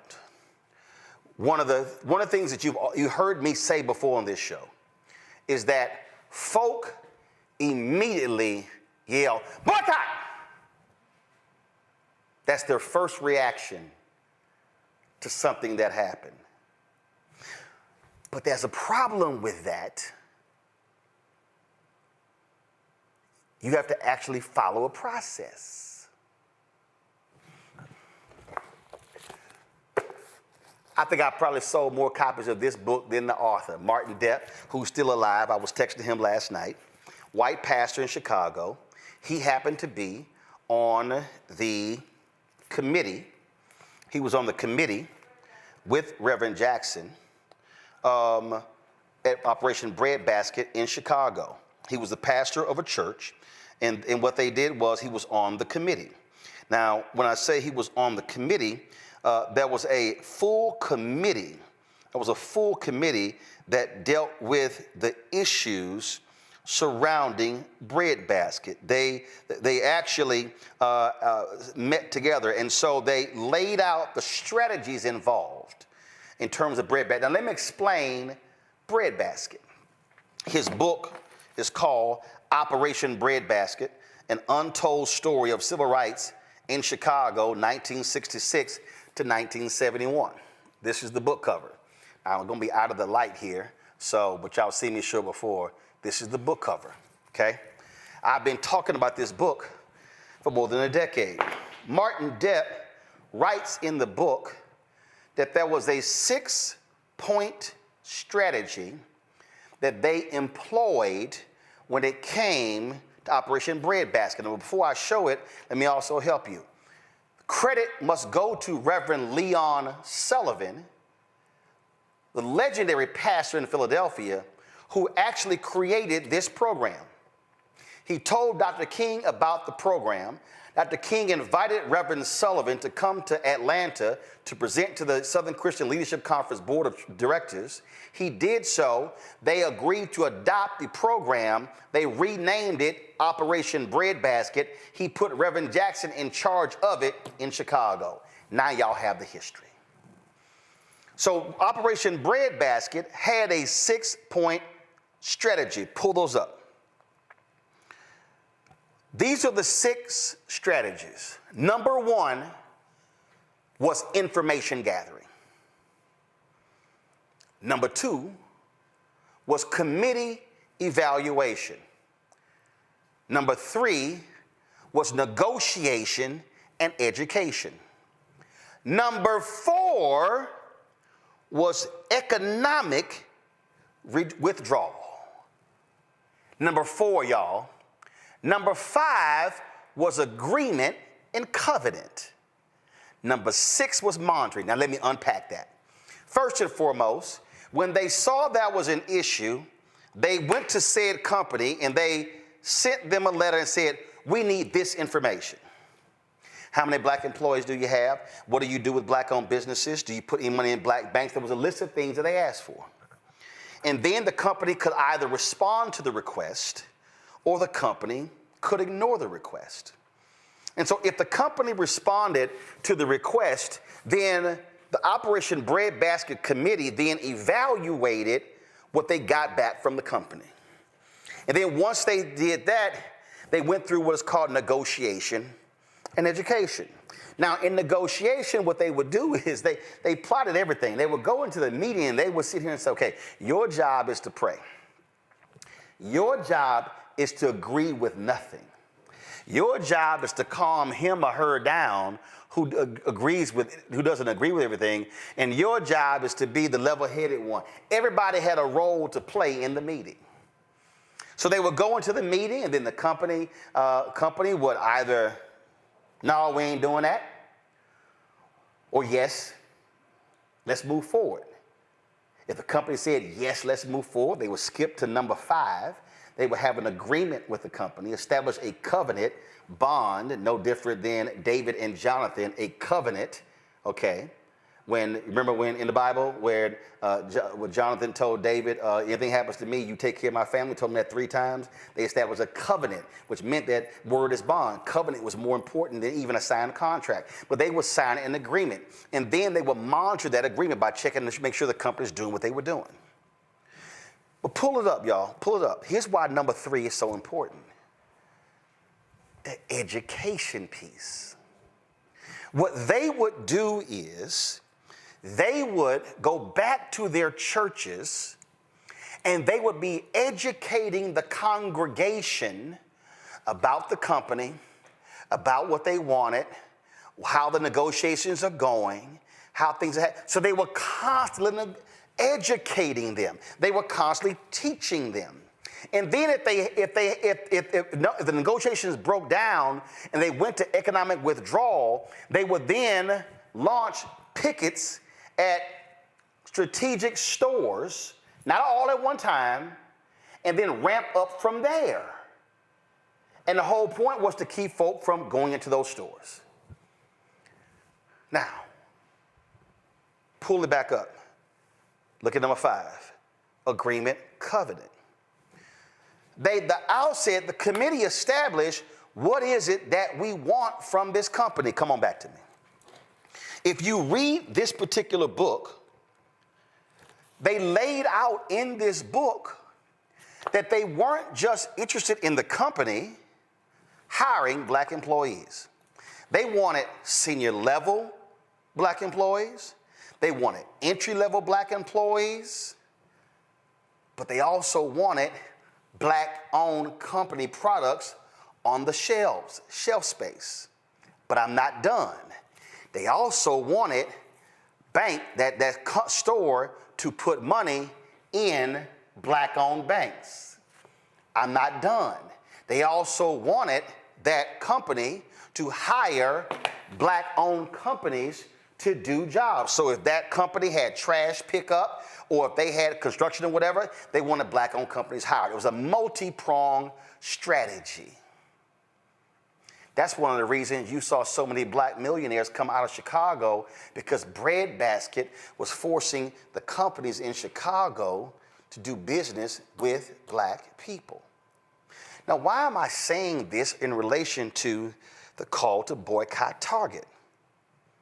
Here is what I have not heard from any of the people who are yelling, boycott Target. What's the end game?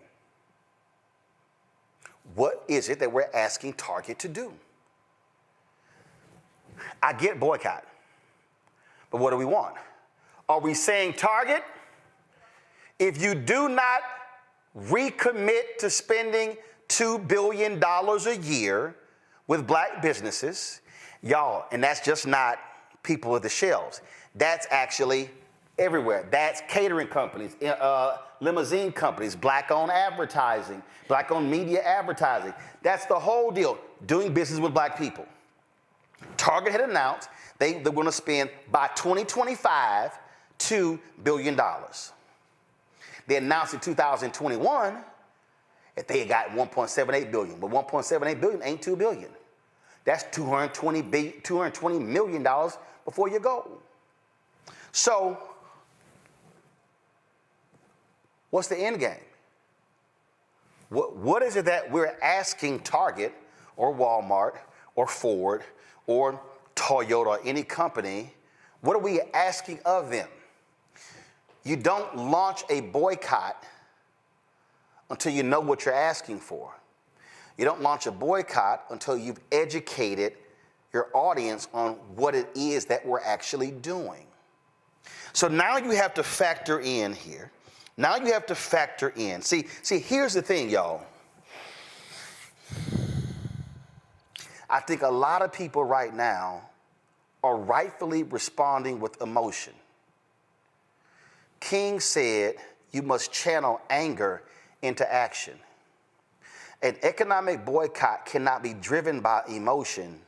It must be driven by strategy.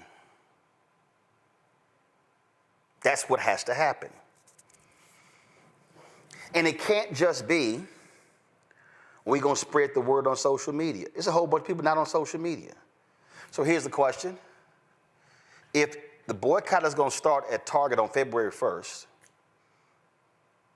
have the organizers, and first of all, the question, who is the organizer? So is the organizer, are all the organizers Nina Turner's group? So that I showed y'all that strike for all, that's her group. Or is it somebody else? Like, who is it? Are we organizing picket lines at various stores? Now we also have to factor in that some Target stores have been placed in black communities where there are food deserts. See, I need us to be thinking. There are people who hit me earlier. They said, hey, there's some Target stores that are in rural areas. That's the only place in town. So the question then becomes, how do we properly execute a strategy? Now, here's the deal. And I'll pull this up here. Target, just so we understand something, you got to understand money. Right now, I'm going to pull this up for y'all. This is understanding money. Target's stock price today closed at $142.50. Target's stock price was up 3.34% today. Come back. There's another figure that is important that you need to understand when you talk about corporations. That's the stock price. But then you have something called what is the market cap. This is Target's market cap, $65.3 billion. So Target's stock price is $142.50 as of today, and Target's stock price is $65.3 billion. It's market cap. So if you're talking about an economic boycott specifically of Target, what is your goal? Micro and macro. So just so you understand, when we talk about Target, I'm going to give you some numbers to put this thing in perspective because people don't get it. And I was communicating with several people. I was communicating with accountants. People were sending me data I'm trying to find. And people were emailing me. They were texting me. They were sending me. And one person ran some numbers, but utilizing AI. And here's what they said. 2022, Target did $109 billion in revenue. The black spending power was total $1.6 trillion. They said you could approximate that African Americans represent 10% of Target's overall revenue, which is $10.9 billion. This translates roughly to $29.9 million per day in sales from black consumers. Which means if all black people, we know that's not going to happen, but let's just say if all black people boycotted Target for one day, Target would lose $29.9 million in sales. If the boycott lasts 7 days, Target would lose $209 million. If the boycott of Target lasted 30 days, that means the losses for Target could reach $897 million. That's 30 days. That means that if the boycott starts February 1st, companies, publicly traded companies, think in terms of quarterly reports. January, February, March is first quarter. April, May, June, second quarter. July, August, September, third quarter. October, November, December is the fourth quarter. So there are 2 months left in the first quarter. Publicly traded companies announce their earnings report in the second quarter about the first quarter. So it'll be in April or May.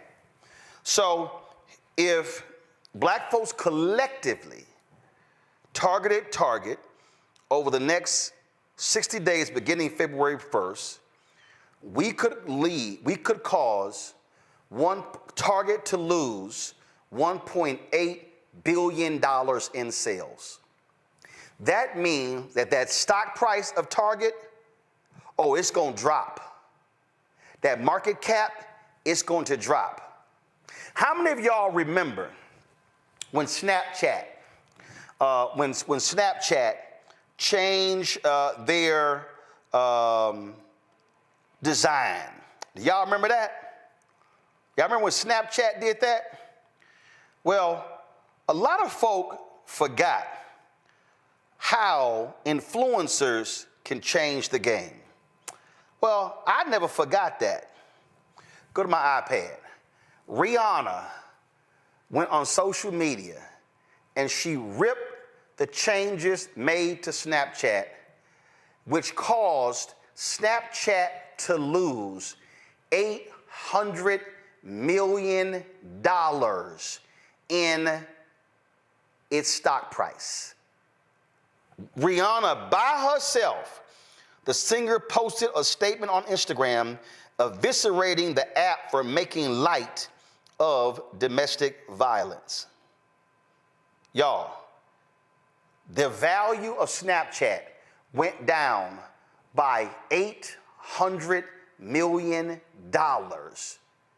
after Rihanna did that. So what then happens? If black folks have a sustained boycott of Target that's ramped up, we could potentially cause Target to lose $500 million to almost $2 billion. And let me tell y'all something.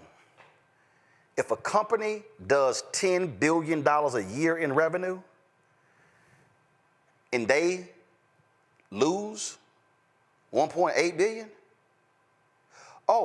I can guarantee you there will be changes. Ain't no company trying to lose that. Now here's what's crazy. The reason these companies are ending their DEI strategies because white conservatives have been threatening them with economic boycotts. Robbie Starbuck, go on social media. He's been I'm gonna expose these companies for their woke policies, and these companies are freaking out.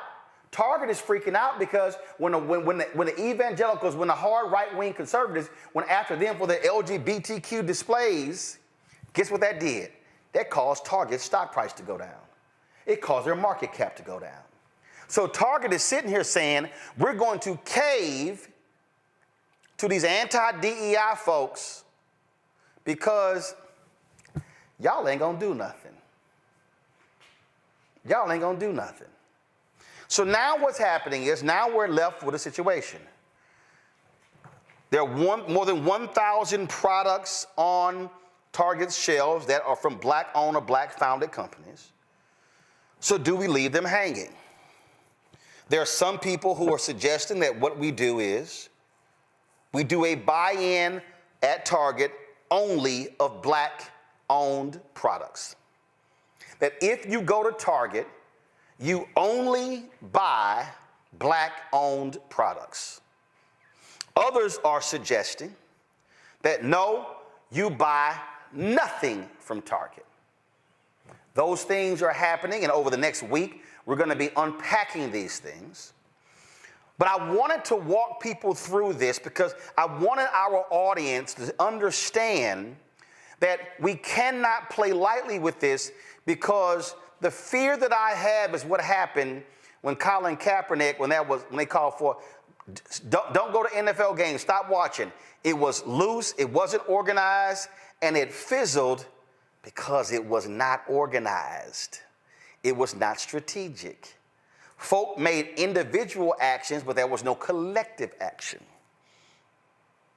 Also keep in mind, there have been economic boycotts that Black people have led since MLK and Operation Breadbasket. Color of Change led an economic boycott where they had advertisers that pulled their ads from Rush Limbaugh's radio show, from Fox News, and from Tucker Carlson's television show. Very effective. I'm wearing this shirt here. Where's our money? The Black folks in Cincinnati. People forget. They had some issues with police brutality there, and they led, and the city of Cincinnati was not responding appropriately. The Black folks in Cincinnati launched an economic boycott saying, do not come to Cincinnati. Remember, NAACP had a boycott of Mississippi and South Carolina because of that Confederate flag rising. Family reunions, NCAA regional championships, professional sports, avoided those states until they brought the Confederate flag down. Those things were done because of collective action. And so what I want us to do, I want us to be not emotional. I want us to take our emotions and channel our emotions into strategic.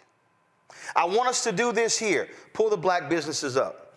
If you say, I'm sorry, Roland, I am going to make the decision that I am not going to go into a Target, fine, but I need y'all to go to their websites. I need you to buy direct, because here's the thing I need you to understand. If you buy direct, you're actually increasing their profits, because by buying direct, they don't have to share with Target. I talked to one of the Black owners last night, and you know what she told me? She said, Roland, during COVID, a lot of people for 3 months bought our product. And what happened was, as business owners, we saw them buying our product. And so what we then did was we went out and we increased our production of the product. She said, but guess what happened? After 3 months, they stopped coming to the website. She said, so here we did. We ramped up our products, anticipating more business over the next 3-6 months. And then it dropped off like a cliff. Why is that important? Because Black folk, we love talking about Montgomery. We love talking about the Montgomery bus boycott. But let me remind y'all, the Montgomery bus boycott was supposed to be a one-day boycott that went another 381 days. Let me remind you that the Montgomery bus boycott only happened because 50,000 Black people decided that they were not going to get on that damn bus. And it was cold, it was rainy, but they still chose not to do it. And see, y'all gotta understand, it's Black conservatives out there laughing at y'all right now. Here's this little child, this little Black MAGA girl, went to FAMU, right here, Sharice Lane. Yeah, I'm calling you out. Look at her. Y'all be back at Target by next month. Look at the Pastor Darrell Scott, another Trump MAGA. You mean next week? I've heard some others say it. Yeah, y'all ain't gonna do it. It ain't gonna last. This stuff ain't gonna work. It ain't gonna. We heard all that. That will only come true if we do not do what King said, which means operate as a collective. What they have to say will come true if it means that what we do is that we do not have sustained action. What I mean by sustained action is, pull the list back up. What I mean by sustained action is if you wear lipstick, stop buying it from MAC. Stop buying it from Sephora. Actually, go to thelipbar.com. Black Opal. Is it Black Opal? Desiree? I mean, buy Black Opal. If you're looking for wine, Vieri wine. If you say, you know what, I want water, right there.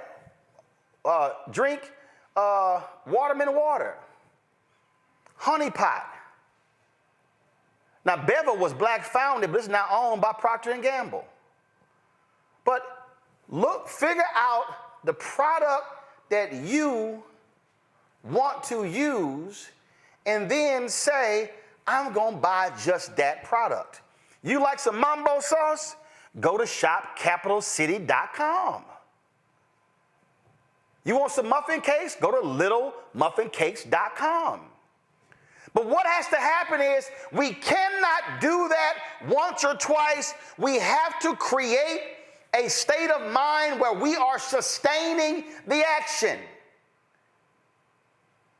The reason economic boycotts have failed is when the people did not continue doing it. We love to talk about, and I'm being very serious right now, we love talking about, man, we got to buy black, man, we got to do a black buy-in, man, we got to support black-owned media. And I can't tell you how many people who called me for favors always talk about, oh man, we got to support black-owned media. Then I call Keenan and say, check their name to see if they name it on the list of donors. Have they even given $1? And the answer is no. So you can't sit out there and talk about, man, look what Target did, and man, we got to boycott. Were you buying any black-owned companies' products? Do you do it on a consistent basis every month, every 3 months, 6 months, 9 months, a year? This is not a moment to be, man, all this stuff Trump doing, all this stuff the MAGA's doing, all this stuff they doing, man, we gonna have to do what we did during Jim Crow. But what you gonna do? How are you spending your money? How? See, y'all don't. Let me explain something to y'all. I've hired black folks, white folks, Latinos, it don't matter. I've hired folks to do work. But I'm intentional when I'm talking about how do we expand the pie. See, I don't need an official DEI program. Because when you do the right thing, you do the right thing. And when you have people who understand how you operate, that's what you do. I'm just going to tell y'all this here. When we started this show, we had a handful of people. And when it came to our audio, we had 4 technicians, all of them white. And I was like, yo, we got to get some black people. Now, why was I saying that? I wasn't saying that solely for my show. Because I know what happens in Washington, D.C., how when crews are hired, how there are very few African Americans. And it was like, we got to get some other folk in the pipeline to create opportunities. Steve, to his credit, when the other Steve left, Steve took over, Steve said,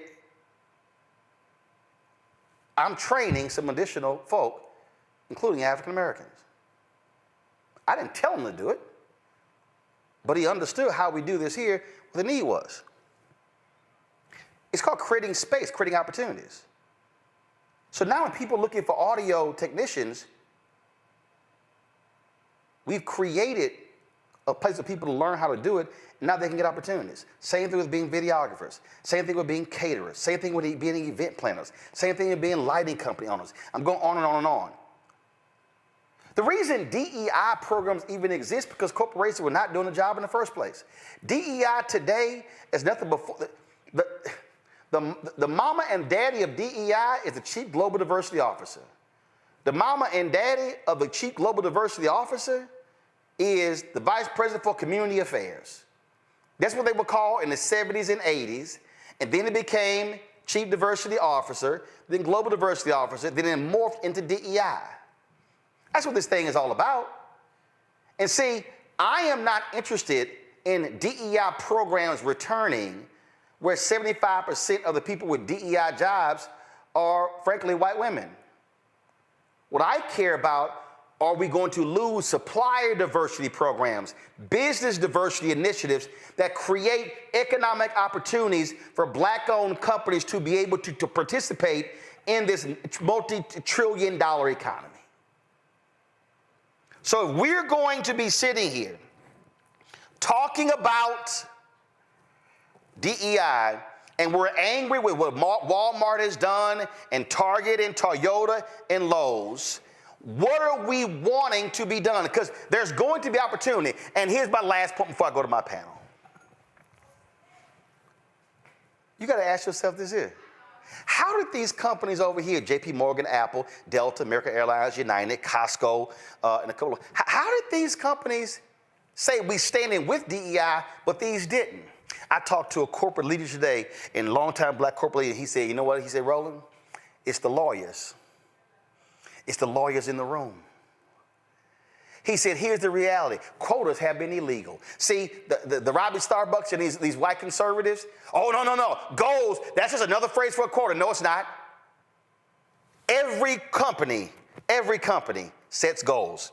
There's not a company in America that does not set goals. There's not a company in America that does not say the kind of growth they want to see in their company year over year. And you know what they do? They set a percentage. It's the same thing. So we cannot allow these corporate lawyers to get skittish and scared and cause them to stand up. But it also requires board of directors to show some guts. Pull up Target's board of directors. The reason Target has rolled back their DEI initiatives is because of these people right here. These people right here. Brian Cornell, David Abney, Douglas Baker, George Barrett, Gil Boudreaux, Robert Edwards, Switch, is that it? Donald Krause, Christine Leahy, Monica Lozano, Grace Puma, Derica Rice, Dimitri Stockton. Is that it? This is their management team. Katie Boylan, Brett Craig, Kiera Fernandez, who I called today, hard as hell to reach her, couldn't reach her. Michael Fidelki, Rick Gomez, Christina Hennington. Is that it? Melissa Creamer, Jim Lee, Gretchen McCarthy, Lisa Rose, Jill Sando, Mark Schindel. Keep going. Kara Sylvester, Amy Tu, Pratt Vimena, Matt Zabel. I just showed you the board of directors and the management team. They are the ones who decided to roll back DEI. They need to answer why. How is it you, Target? How is it you, Walmart? How is it you, Toyota, Ford, Lowe's? How is it that y'all don't have the guts to stand up for inclusion, but other companies have? What's the difference? And if y'all want to get rid of the DEI program, but you still say we're committed, Target, to the $2 billion a year to black products, show me how. Folks, what we have to prepare for, and I've been warned, I've been screaming this For years, I've been saying this to civil rights leaders. Stop playing around. This thing is coming. I said in the aftermath of George Floyd's death, that this third Reconstruction needs to last at least 20 years. Do not pull your foot off of folks' neck. But I'm going to tell y'all right now, our civil rights organizations, they did because they got too many corporate checks. And they got comfy and they got comfortable. What we need to understand is that MAGA and the right, they want to destroy the entire civil rights infrastructure. And if you destroy the civil rights infrastructure, you destroy the economic infrastructure that black people have been able to build. It is not perfect. It's not where it needs to be. It's not even close to that. But I would rather have what has been constructed than not to have it. And I'm telling y'all right now, if we do not respond with economic withdrawal in a smart, efficient, targeted, strategic manner over the next 4 years, because you got no cover from the federal government, and that's going to now go to the states and now go to the counties, to the city and the school boards, you are destined to see an economic hurricane, tsunami, earthquake ravage black America, because they are going to turn off the access to the contracts. And when they don't carry our products, you can't buy them, and those businesses can't grow and can't scale. And if our black-owned businesses can't grow and can't scale, we can't hire more people. If we can't grow and scale, we can't give our contributions to HBCUs and to churches and to black youth groups and other organizations. And then all of a sudden, if we can't grow and scale, we can't hire people. Those people now can't take care of their families, can't buy homes, can't pay for college tuition. I need everybody watching and listening to me to understand that what we are facing is literally the economic destruction of black America. That is not fear-mongering. That is not me trying to scare you. It is me stating an undeniable fact. And my man John Hope Bryan said the reason he loves math, because he said math doesn't lie.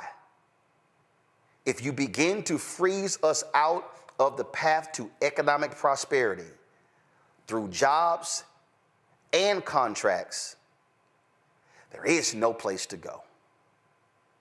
Julian, I want to start with you. You're an economist. Your thoughts on all of this? Wow, well, you laid it out very well. I think one of the things that you laid out most importantly is the notion of having organized boycotts. You just can't say, you can't pop up and say, let's boycott X and let's boycott Y, because it isn't going to work. You've got to have your facts straight. You've got to build basically a campaign in the community. This is why we're doing this, y'all. Not just, somebody had an idea. All too often, we've seen boycotts fail. We've seen them fail because the work didn't go into the foundational work. So that book that you lifted up, the Montgomery Bus Boycott, that's a great book. And I would advise people to check it out, mainly because it does do those 6 points. And you really are talking about not engaging, I'm going to boycott, but really looking at why you're boycotting. The other thing right now that I think is interesting is the notion of companies that merged, and so you have this interlocking thing. You say, I'm going to boycott Coca-Cola, but you go over and drink Dasani water. Well, it's the same thing.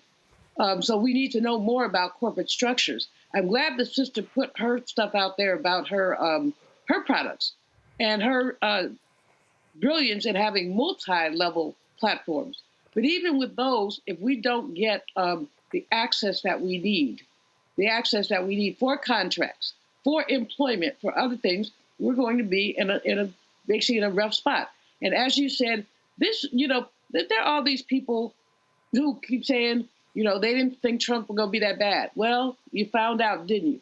And this is just week one. And nobody's I'm glad you showed the board of Target. You saw the 2 black people and a couple people of color, but everybody brown ain't down. And all of them are not necessarily affected by withdrawals from DEI. So what we have is a situation where we're living in an era of anti-blackness. The fact that the Department of Defense would even dare attempt to stomp on the legacy of the Tuskegee Airmen, speaks to the rent, and then they reverse themselves, of course. But what they're doing is speaking to the rampant disregard for Black people in this country, rampant disregard for Black people. And so we have to be prepared. And you have been talking about this for a long time, Roland, as many other people have. John Hope Bryant is great on this issue. There are others who have talked about what we need to do with we have $1 trillion plus economy, Black economy. We can be very strategic, and we can have people experience pain if we're willing to work in concert. The problem, as you said, the problem is that we don't work in concert as often as we should. I mean, we basically, there not to be that much separation between us in terms of strategy. But you've got this group going over this way, this group going over that way, this one not speaking to that one. That's not an effective way to construct a good economic boycott. We have, years ago, there's a brother down in New Orleans, I forgot his name, he owned a bank, Liberty Bank. And he said, we have everything we need in our community if we just talk to each other. Reverend Willie Barrow used to say, we're not so much divided as we are disconnected. Tell y'all, this is a time to get connected, because what's going on is if you don't get connected, what you're going to end up with is a decimated community. They've done it before. Economic envy is a powerful thing, Roland. They don't want to see us succeed. They want to re-enslave us. So you get rid of many of our historical markers. You get rid of the Department of Education. Why is that connected to the economy? Because then you have a bunch of ignorant people, they haven't been educated, who work for anything. They'll think the minimum wage is a good wage. And so decimating the Department of Education essentially lowers wages implicitly. And that means it weakens communities implicitly. We will need to have to find out what we can do together, and we have to do it together. I'm so happy that you talked about the Montgomery boycott, because it was organized. People met. They had a committee. It wasn't like somebody popped up and said, oh, we go boycott the bus. It was a lot more than that. And we really got to look at what else can we do to ensure the strength of our communities, because trust and believe these folks are, yes, out to get us. Yes, out to get us. Yep. Yes, to get us. Joe. You know, it's interesting in that I think that the point is well made that we are not as good about the historical knowledge as we need to be. And so without the historical knowledge, the success that there has been with targeted boycotts, et cetera, that were informed boycotts, right? Without those things, you can't be successful as it pertains to a current strategy. So it is really important for us to look both ways before we cross the street. All those years ago in the 80s, when we wanted certain things to happen in terms of movies, things that were getting to Hollywood that Hollywood was making. And back then, I don't know where we are now, but back then Black people bought a third of movie tickets. And this is aside from the bootlegs. Now, let's keep it real. So whatever we wanted to happen in Hollywood could have happened if we came together on that. So we have to be very, very strategic, and we have to be wise about what we're doing, why we're doing it, what the end game actually is.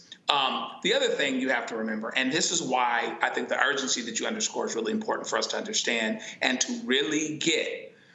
These companies running away from DEI, and I agree with the whole idea that the DEI thing as a goal in and of itself is a little bit of a misnomer because of who benefits from it, right? But the thing to understand is that these companies are doing something that they're not even legally required to do right now. The Supreme Court hasn't gotten to the point where they've undone DEI programs in corporate America. You know, they're talking about colleges, et cetera, but that's been going on for a while. You can go back to the Bakke case. You can go back and talk about affirmative action for a long time. They are running for the hills, and they don't even have a legal requirement yet to do it. And so that's where our urgency comes from. And without strategy, as it pertains to all of these things, and they all connect, whether you're talking about how you deal with voter suppression, how you deal with economic disempowerment, and how you make your dollars count and work. My mom doesn't do Amazon because she's older, she'll have me do it, or she'll go to Walmart or Target herself, which means that with a lot of our consumers, social media is not going to do it. So you got to be able to be strategic about what we do, why we do it, and what the end game is, because the things that are happening right now are not even legally required to be happening as it pertains to what these corporations are doing. They're not even required yet, but they're scared of something. So let's get to a point where they're just as scared of an economic impact on this end, and then maybe we can start making some progress. Congo.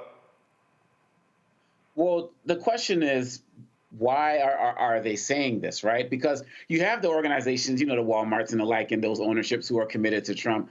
But I'm thinking about like a Target, and I'm thinking they didn't even have to announce anything. Kind of going off Joe's point, right? Like they didn't even have to say anything at this particular point. So I don't even know if it's about a scare thing or if these organizations are emboldened to do what they didn't feel like to do what they've wanted to do all along.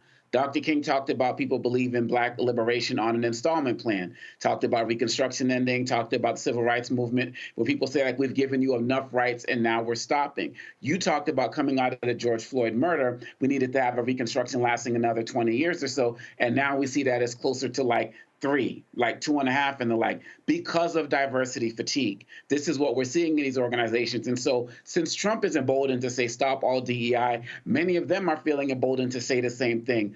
The way that we can be so successful is going back to one of your first points you said, Roland. What other organizations, what other groups of people, non-Black groups, are going to be down with this? Because the fact of the matter is that when you look at it, there are more of us collectively, numbers-wise, than there are MAGA people.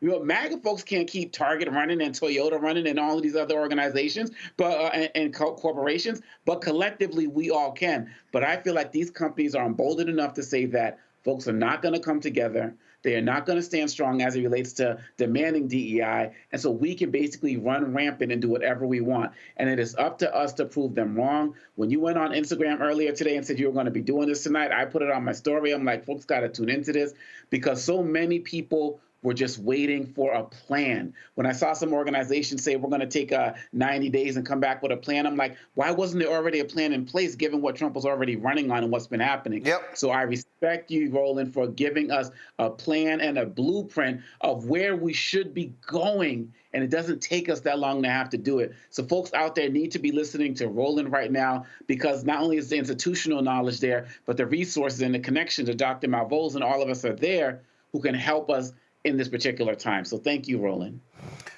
Folks, this stuff is real. If you want to understand, and this is, y'all, education is so important, get Martin Depp's book. And I'm telling you, I know I've sold more copies of this man's book than he has. You can see how my book is worn. And the reason this is important, because he literally details with the minutia, the actual forms, the data on how they target companies. And one of the things that he said in the book was that the greatest mistake that they made after they had those covenants, they didn't have enough people to monitor them. So what happened is they ended up making deals, but they didn't follow through to make sure they actually got it done. The book is called Operation Breadbasket, an untold story of civil rights in Chicago, 1966 to 1971, by Martin Depp. And that is so important to get that book, because the mistake that I think that we continue to make and see is that people love to comment on speeches and events and things along those lines. And what they don't do is they don't take the time to go in depth and to understand the strategy. They don't take the time to say, okay, how was this constructed? How was this done? How did they do it? Which gives you, frankly, the blueprint to then begin to follow. How did Color of Change do this? How did they get these advertisers to stop advertising on Rush Limbaugh's show? How did he get it? How did they get it done to stop? See, this is what has to happen. We've got to be operating in a constant state of information and education. And that, for me, I think is just our biggest struggle, is that we aren't doing that. And so I want us to do that. I want us to look at the data. I want us to look at how do we do this. I want us to look at how they achieve these things, because it's there. And look, I'm gonna tell you, but the onus also has to be on people who are watching. You know, I spent a lot of time trying to educate our people on what was happening in the advertising business, and how black-owned media was getting screwed out of the money, and how black-owned media was not able to get the dollars. I mean, look, I laid these things out. And you know what? If I commented on something else that really wasn't that big of a deal, oh, trust me, I would see the likes and everything. But when I was talking about the money, folk were not listening. I reached out, so for me, I'm always looking at the strategy. This is a photo of me and Martin Depp at Rainbow Push when they announced Freddie Haynes. We were going to try to get him on the show. He said, listen, I'll move that fast. So I hit him last night. I want to get him on the show today. So Carol's going to try to work, because I think it's important us to hear from the people. Tomorrow, well, I forgot, one of y'all mentioned Montgomery bus boycott. I'm going to bring in my book of the sister who folks don't give any credit, because I want to explain to people the strategy of the Montgomery bus boycott. Because again, we cannot have folk running around talking about let's boycott Target, boycott these companies, if we don't understand the strategy, how they kept them together, how they planned it, how they organized it.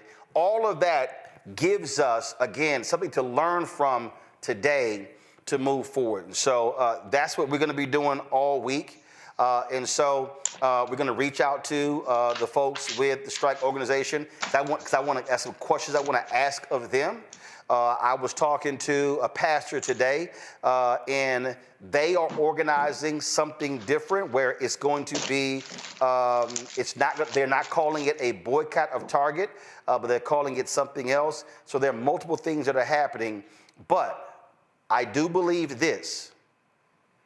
What Dr. King said, I agree with him 100%, when he said we must utilize economic withdrawal when it comes to these companies. And I want all of you who are listening to me to actually take the time, and I want you to go listen to that particular speech.